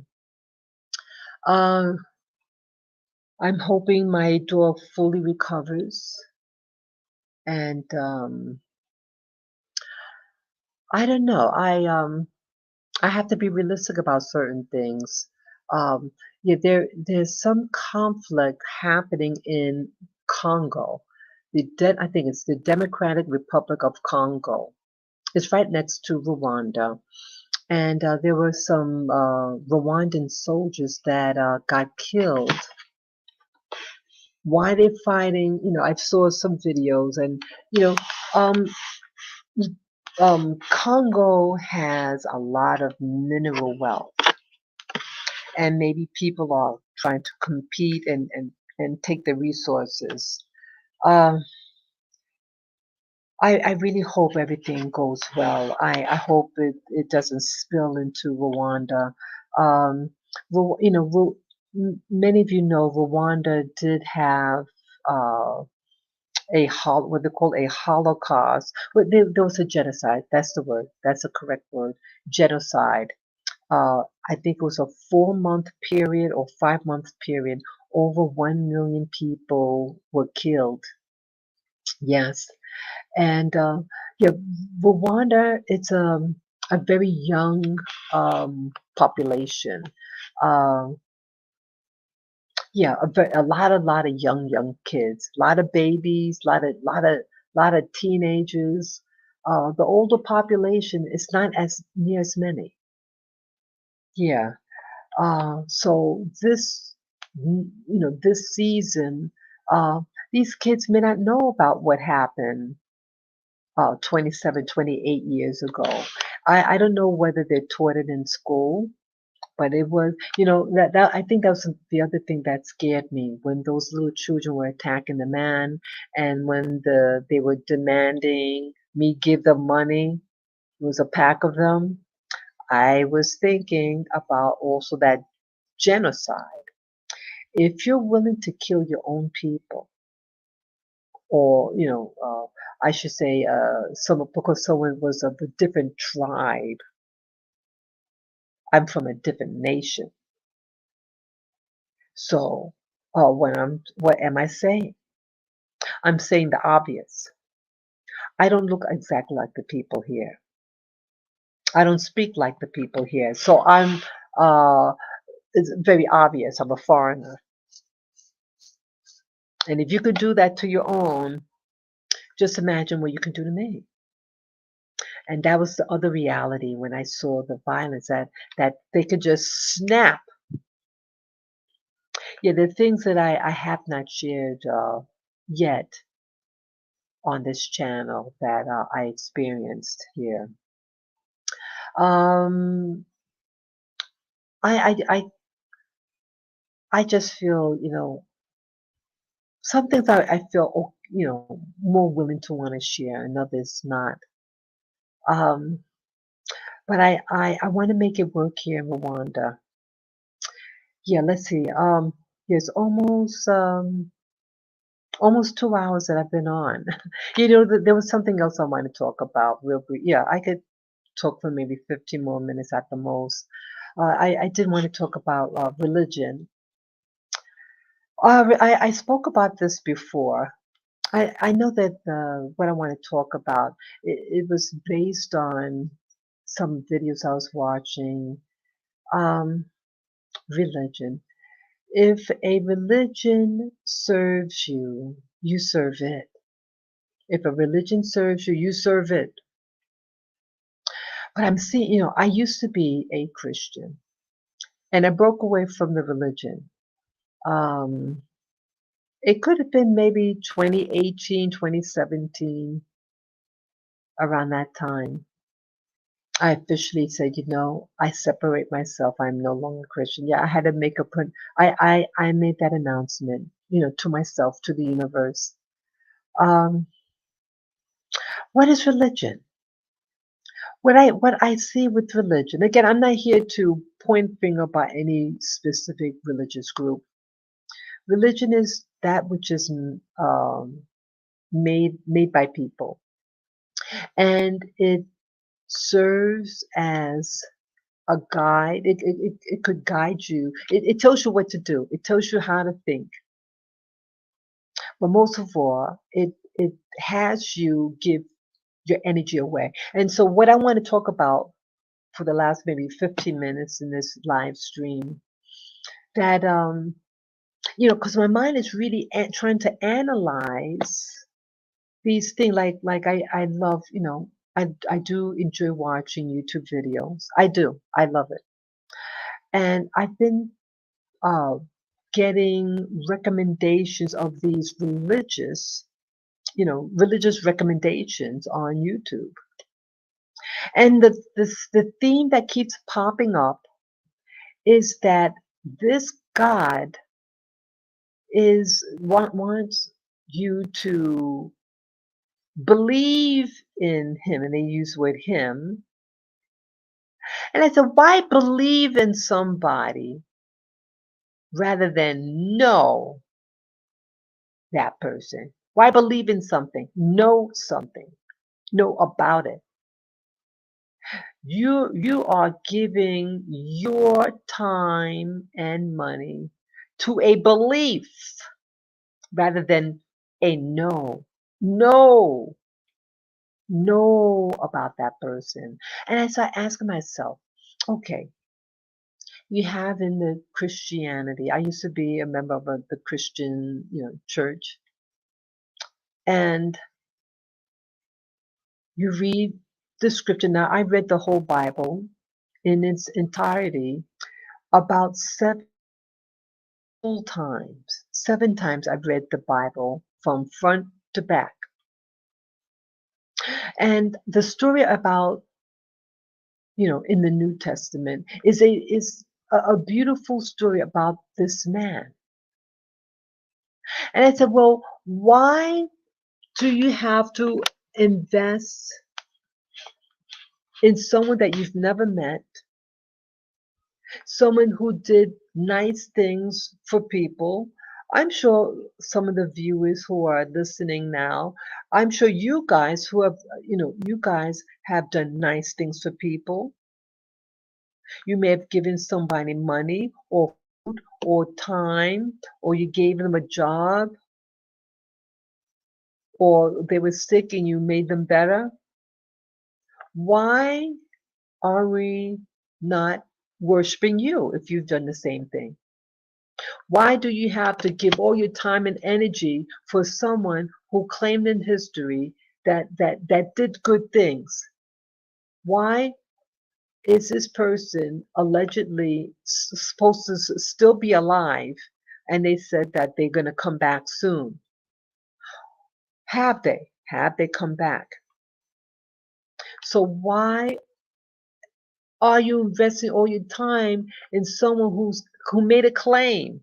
The claim was, I'm coming back soon. Did they already come here and then they left?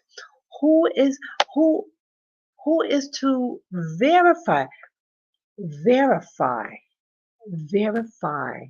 Is what is being said true? What about Martin Luther King Jr.?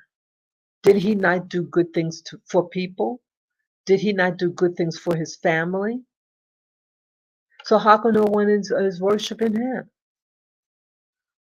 Why? Why is it that you're going to decide on, because of a book, And that's so because what's in a book and a story about a person you've never met, and then you give attributes to this person being a good person.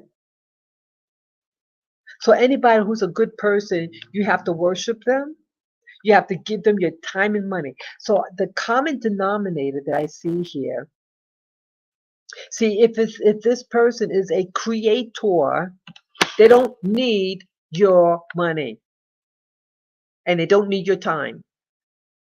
If they created you to do something. And this creator doesn't need it. But somehow you get caught up in a religion, a world religion, and it tells you how to speak, how to treat your kids or your family, uh, how that certain times of the day you have to give different prayers or this or that. All these things, it's like you're being programmed. Yeah, that they don't want you to think. They don't want you to do for yourself. How come if you are created by a creator, how come you cannot uh, decide where you want to go? How you want to be treated, how you are to take care of your family. How come all your resources seem to be sucking out of your house, your hand, your pockets, and given to somebody else? Isn't the person who's buying, and like if you're the one that's paying the tab, aren't you then the client? And what are your rights as a client? When you're paying the tab, don't you have don't you have the right to say what you want? But these religions have it backwards. You do all the work, you give all the money, you give all the time, but yet they tell you you're a bad person, you got sin, or you gotta save you for something. Save.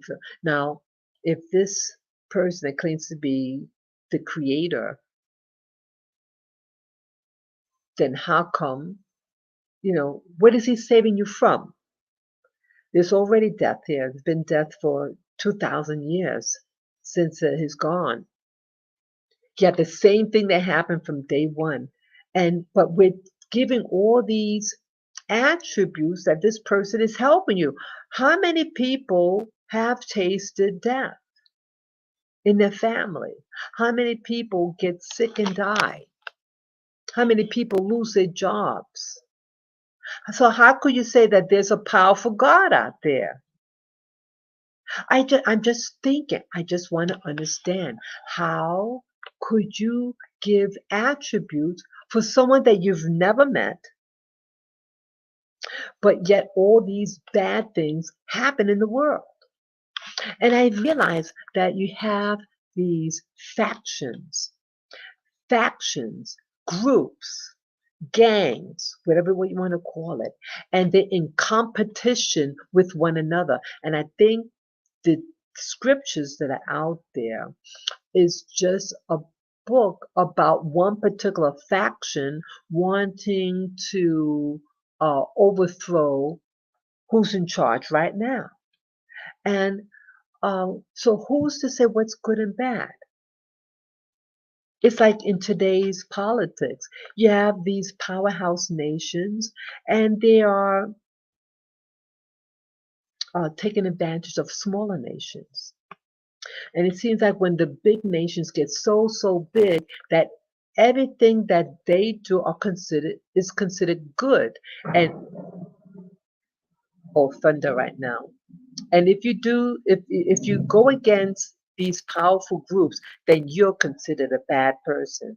And so I'm thinking that what's really going on are different factions that are vying for your attention.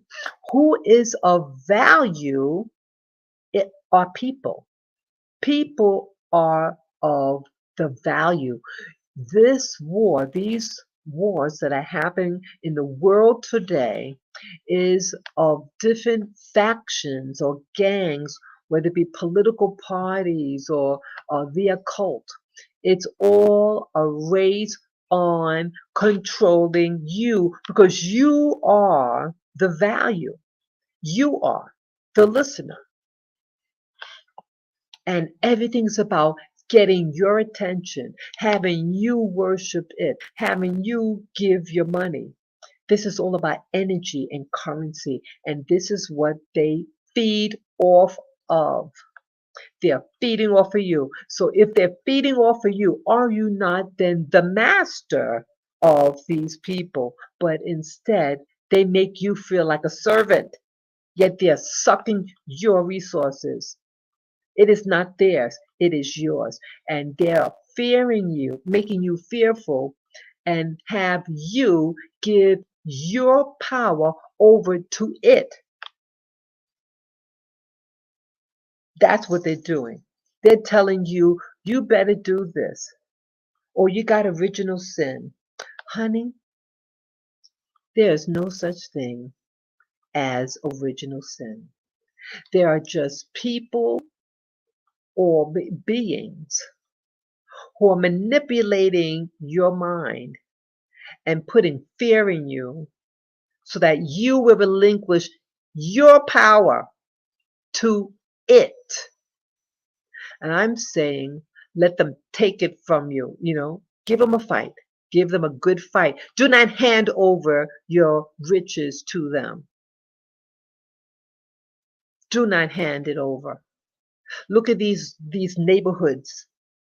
The neighborhood that I came out of, you have more churches than you can shake a stick.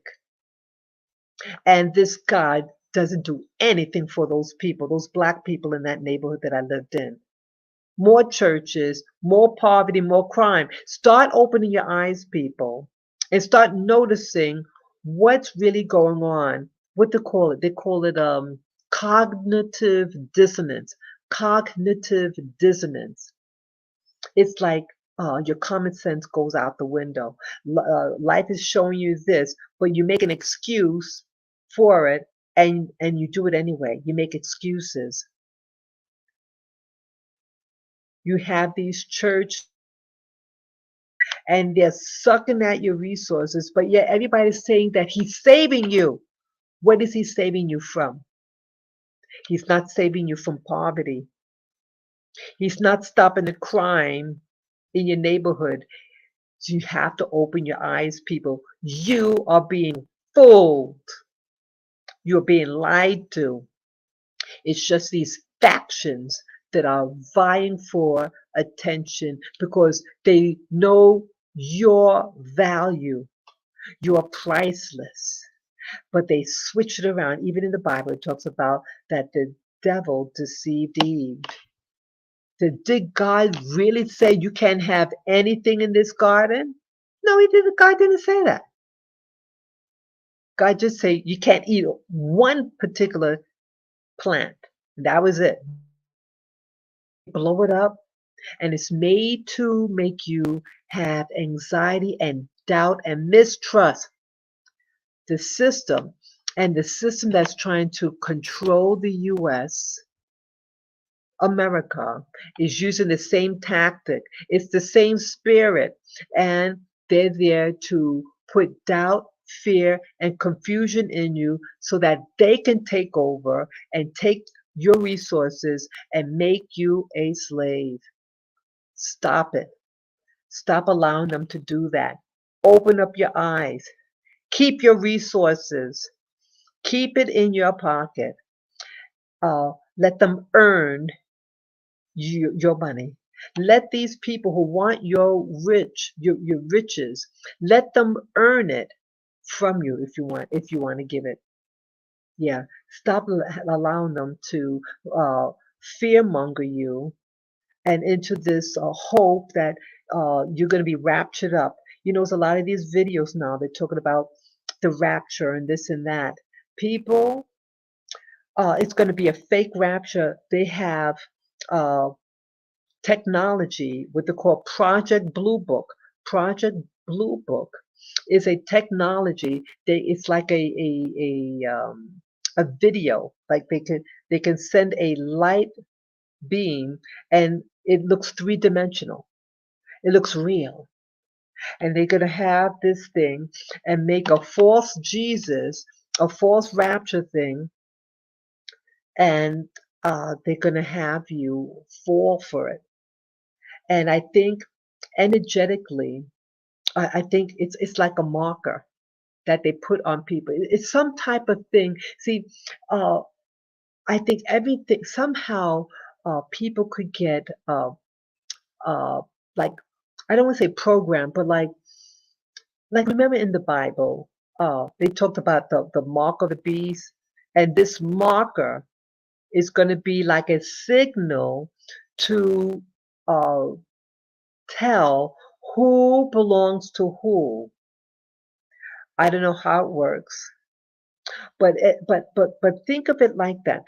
That just like you're going to have a marker to distinguish who belongs to the world system, you're going to have a marker or who is not a part of this world system. But it's just both groups are vying for your soul, your energy.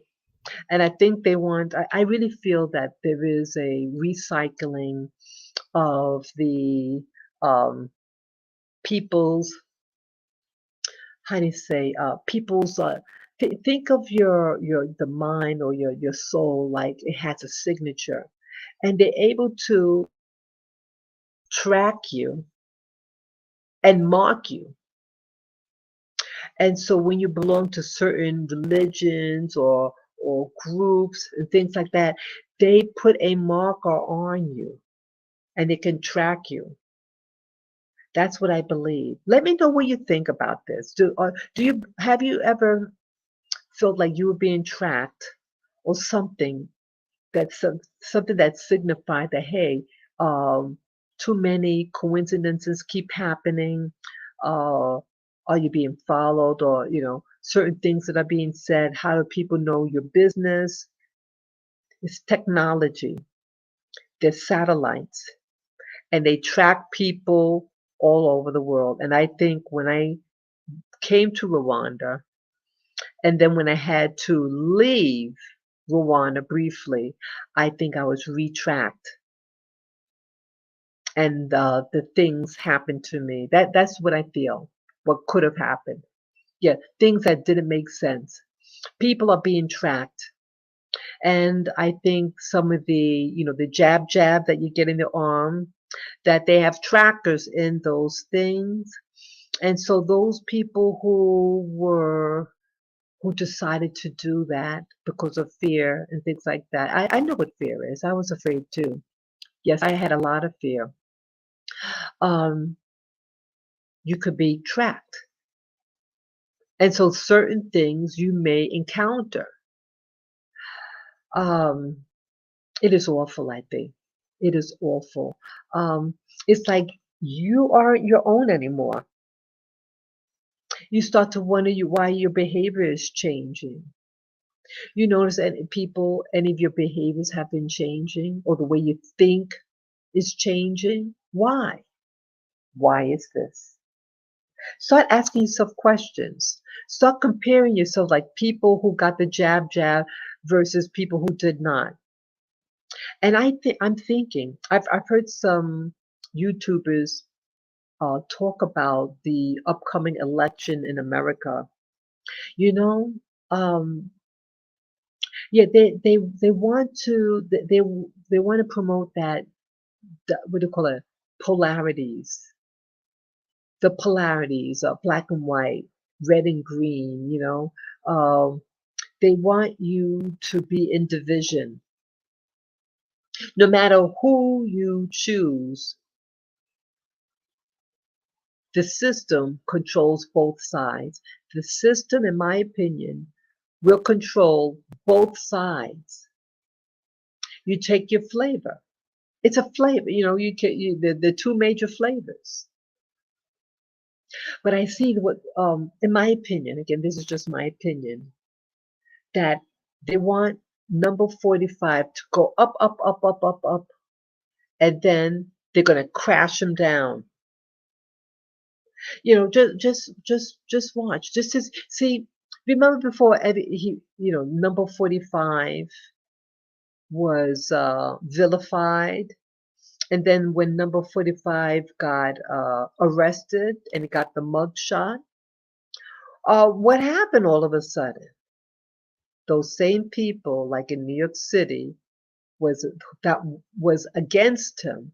Now all of a sudden he's a big hero. They're going to. I feel that they're going to do a sacrifice, people. They're going to raise him up, just like they rose up JFK. It's going to be a big one.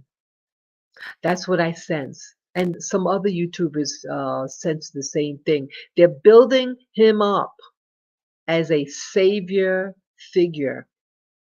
Now, I actually like number 45, but I sense something. There's some things that I do not like about certain associations with them. There's certain, I'm being honest. There's certain things that I don't feel comfortable.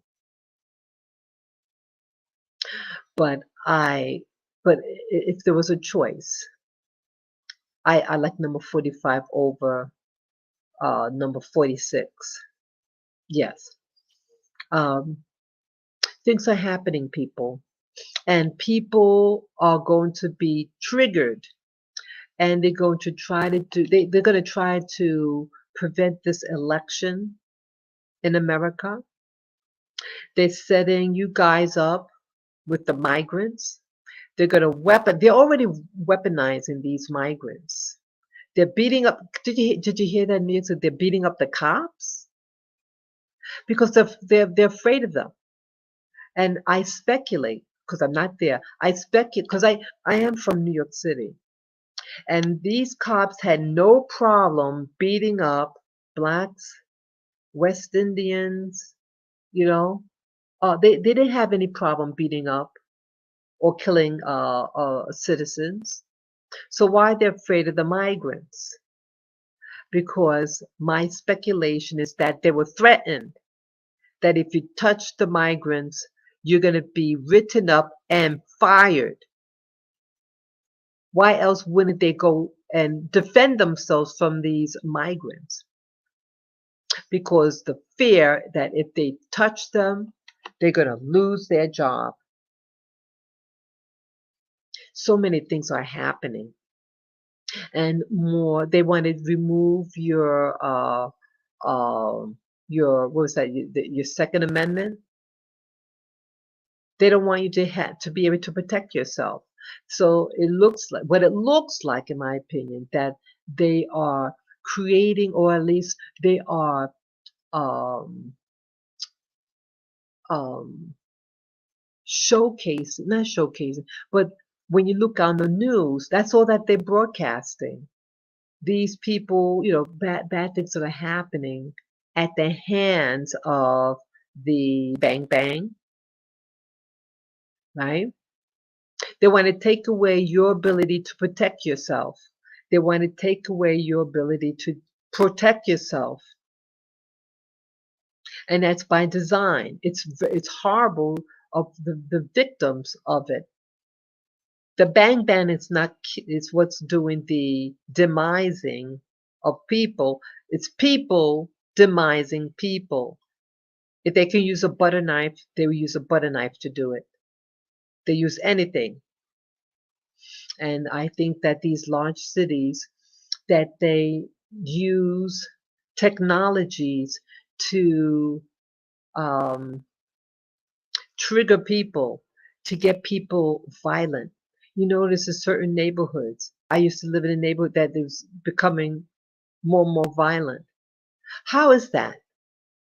That only certain neighborhoods they do these crazy things, and in the rich neighborhoods, anybody could be violent. But why is this? Could they be getting triggered with these technologies? They are like microwaves, those antennas, and they could aim it at a population and have them go cuckoo. You notice in some now these white communities, in America. Now you notice now that they're showcasing them, that they're getting crazy, and those mass shootings. Don't you notice that? It's like, what happened? So I don't know whether it's happening more or they just televising it more or both. They're trying to set you up. They're making you afraid so that they can pass these new laws to restrict you, to enslave you. Yeah, they're trying to put in a new world order system of control against you. And I'm very sad about this. I'm very, very sad because the planet, it's a big planet and there's resources for everyone. But I think the real, what in the Bible, what that thing that they ate, that fruit, I think the fruit of that tree was technology, AI technology. Once they ate it, that was it, and it controlled everything about them. It forced them into a new system of, and they share you a little technology, but it's to enslave you.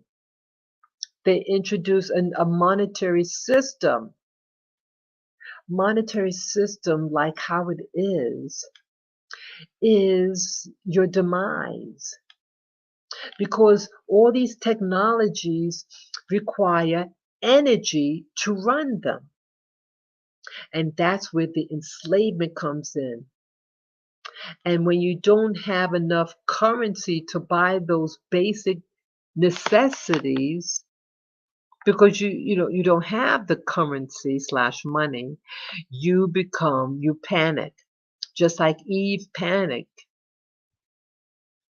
Did God really say, oh, well, wait a minute? And the fear, see that?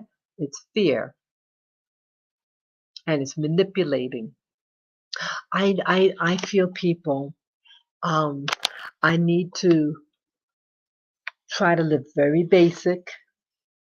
I mean, I think when it hits this world collapse, I mean, those people who are already living on the bush, live in the jungle and things like that, or in the desert, they already know, they're already on, they haven't been exposed to so-called civilization. And so the transition is not going to be as harsh upon them because they're already not a part of this system. They're on the edge of the system. But those people who are in the heart of it, boy, that is a problem. And I feel that I need to protect myself. I need to know. I've never lived. I never gone camping. I mean, real camping. A couple of years ago, I bought a fold up chair and a thermos. Remember, and I went out there in the middle of the ramble, and I said, "This is my idea of camping." I mean, I've never really gone camping before. I mean, like in a tent and you sleep in there overnight. People, and I say this, I th- I think I think you guys and gals better go in your closet and look for things to try to scale down. Don't go out and buy these elaborate things, or these fancy vacations. Save your money. Buy equipment. But you might need to buy a what do you call it? A camping like a tent. You may need that. You may need a tent when you can't buy your bills. Can't pay your bills, and you get evicted. You may need to get a tent rather than go on these elaborate vacations and things like that, or buy these fancy clothes or these expensive phones. Buy a tent. buy gear. Yeah, I was supposed to go today to look into these alternatives of cooking your food. Yeah, the person's child is in the hospital. I had text them yesterday. What they call WhatsApp.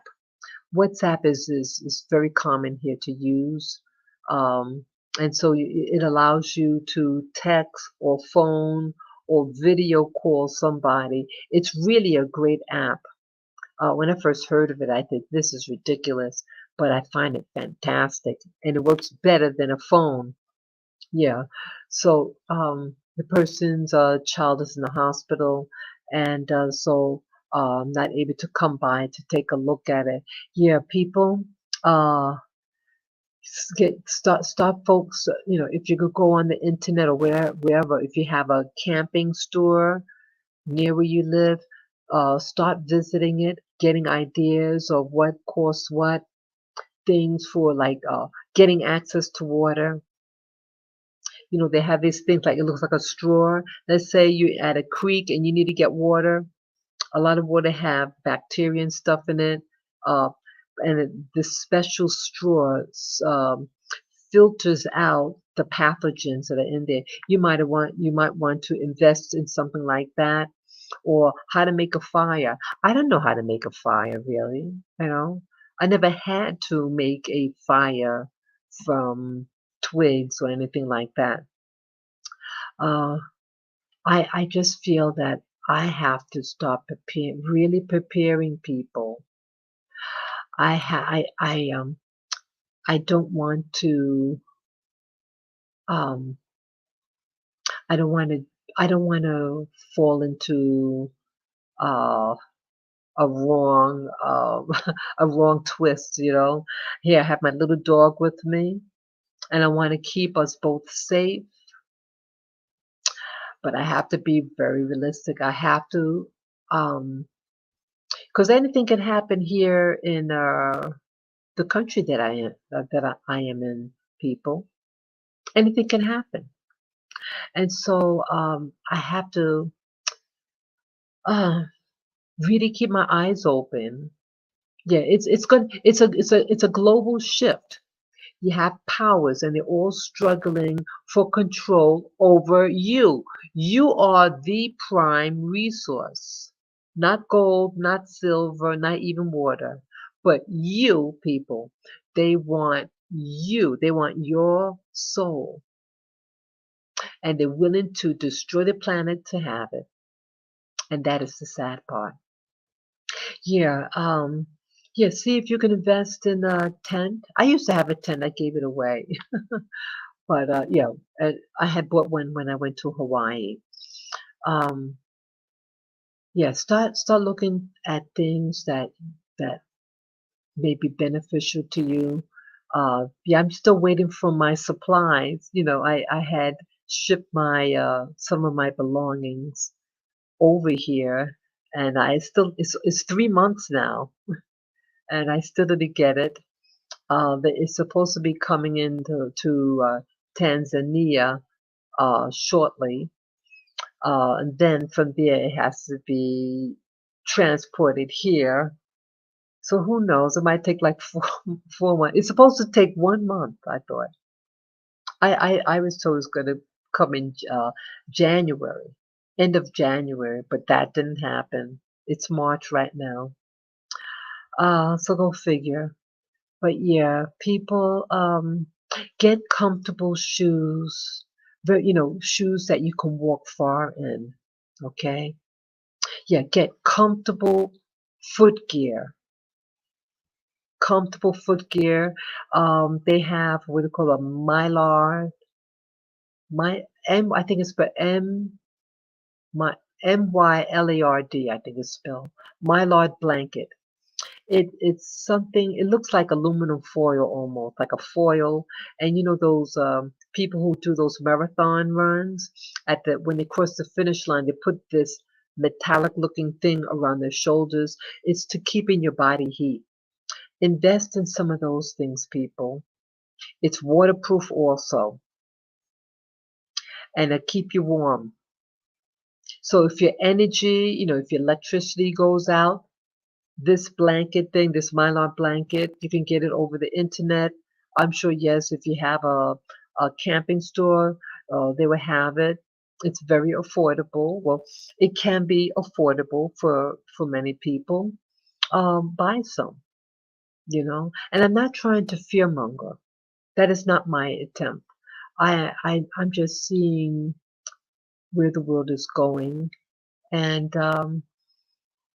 I'm seeing how people are starting to react here. Those three incidences that happened yesterday regarding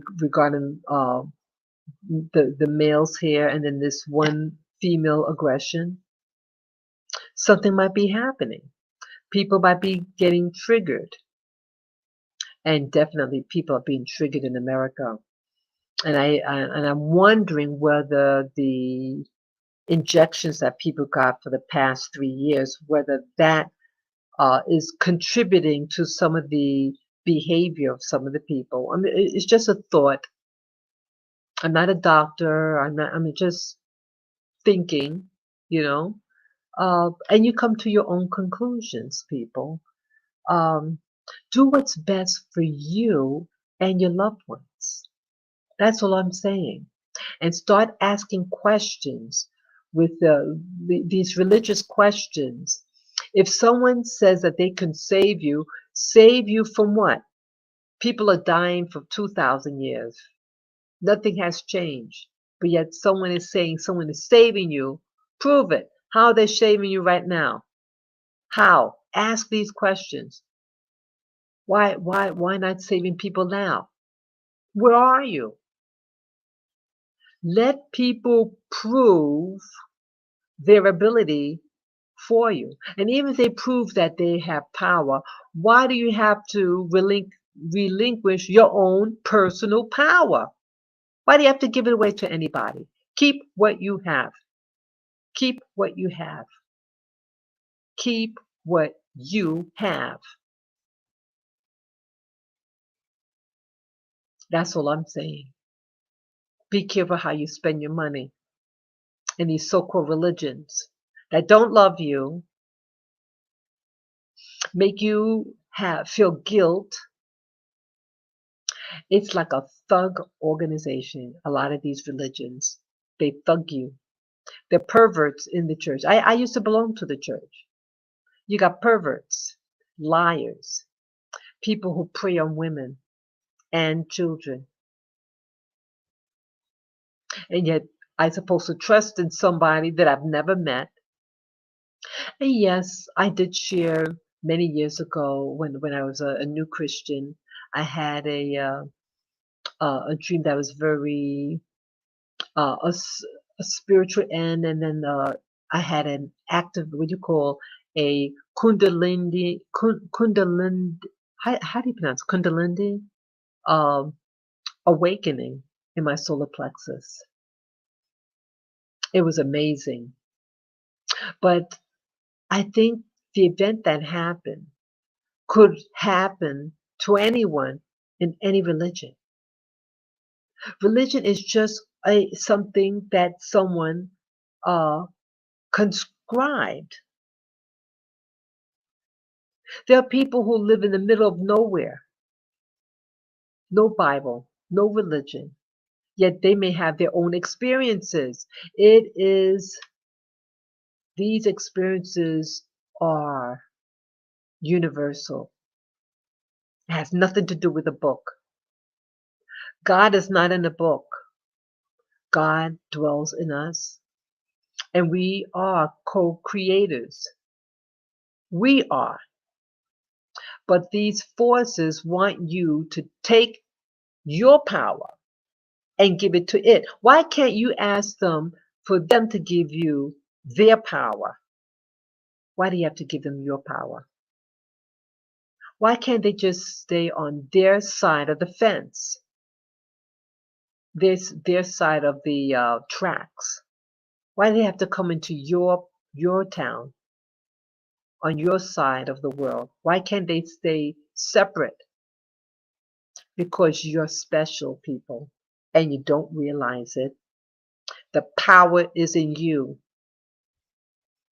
And they want to take your personal power and convert the world in its image. They want to remove humanity from this planet, the natural order of things, and they are hijacking it. They are hijacking this natural system for an unnatural world, just like what the Matrix was showing. I think that's what's really going on. A fake world. And they what they call terraforming. It's called terraforming, where they take a landmass and they change it to fit its social needs. And that's what's happening on the planet. They're not on anybody's side, but they want members.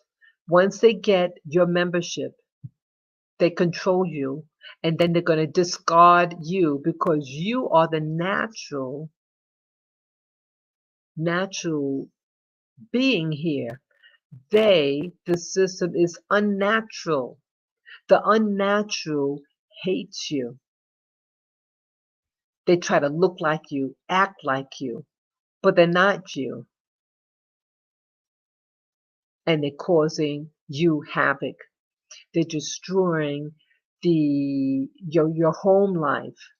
They're putting drugs in your family, in your community. They're making children, confused about their sexuality. Mommy, am I a boy or girl? This is an evil system that would force that on little children. They want to sterilize you. They don't want you to reproduce, so they're making people confused about their identity and passing laws so that these little kids could destroy their bodies for life. It is an unnatural system. So I think I said what I needed to say. I hope you guys enjoyed this content. You don't really find a lot of content like this, what I share. This channel I've had since 2014. Oh, what? This is the 10th year. Next month will make it exactly 10 years that I started this channel, Spirit Journey. Um, I hope you like it. And yeah, please leave your comments below. You can share your experiences and ask me questions regarding what I've shared. Um, or if you want to share your experiences going and visiting other countries, your experience about church and all that, what's happening with you? Each one teach one. Let people know what's going on. I'm sharing with you what's going on here. So let me get ready to go now. Yes, it was raining out there. And what time is it? Wow, wow, it's after 5 o'clock. It's a 5:18 p.m. Rwandan time. I always enjoy to do these live streams. It's a way for me to unwind, to express myself, and to let you guys know, hey, what's happening here in Central Africa. It's like any other place. They try to put a lot of mystery in Africa. You know what? I real quick. I was just watching a video before I did this live stream on the Congo. That country I want to visit, and I wanted to visit for a while. I've heard some really interesting things about it. And the video that I saw, it was fear mongering about the Congo. That's the CDR, Central, what's that? Oh God, no, the DRC, Democratic Republic of Congo. DRC. It's a big country. It's a real big, and but not a lot of people. But it's a very tropical place, and it was putting fear about like some of the scary things that's there. See, they don't want you to know what's going on in these countries. It's a country that has so much resources. It had been colonized by Belgium, and they are left havoc to the indigenous people there, and now they're fighting again. But they want to vilify the people, vilify the land, vilify the animal life there, and there's no reason. There are more spooky things from New York City, where I'm from. But they say, well, everybody to come to New York City. They don't want people to go and see the beauty of some of these places. It's nice. They vilify the people. They try to make them look like there's something weird looking. Um, the people of that I meant in general, the people that I'm meeting are basically good people. They work, but you have history, and you have people who are doing what they're doing. They don't want you to know what's in the Congo because they don't want people to invest there. They don't want people to see what's there. But they want want all you people to go to Western Europe, go to America, and spend your money. They don't want you to spend your money in these African countries because they don't want them to be rich. Go check for yourself. Go visit. It's not perfect. No place is perfect, but they're just regular people. But they hiding information, and they're vilifying them because they're wealthy, and they don't want you to uh, protest against what's happening to the indigenous population there at the Congo. Yeah, they want you focused on the Middle East, right? Everything's on the Middle East, but they don't want you to know about these other places. Why is that, right? And if they say something, it's always something negative because they want you to think negative about the people, place, and the things in certain locations. See through the deception, see through the deceit, and have a good life. Yeah. So with that last note, people, I see that I've been on for over 2.5 hours. Again, I enjoy doing these live streams. Peace, love, and joy. Share your comments below and keep on keeping on. Thank you again for your emotional support. Take care. Bye bye.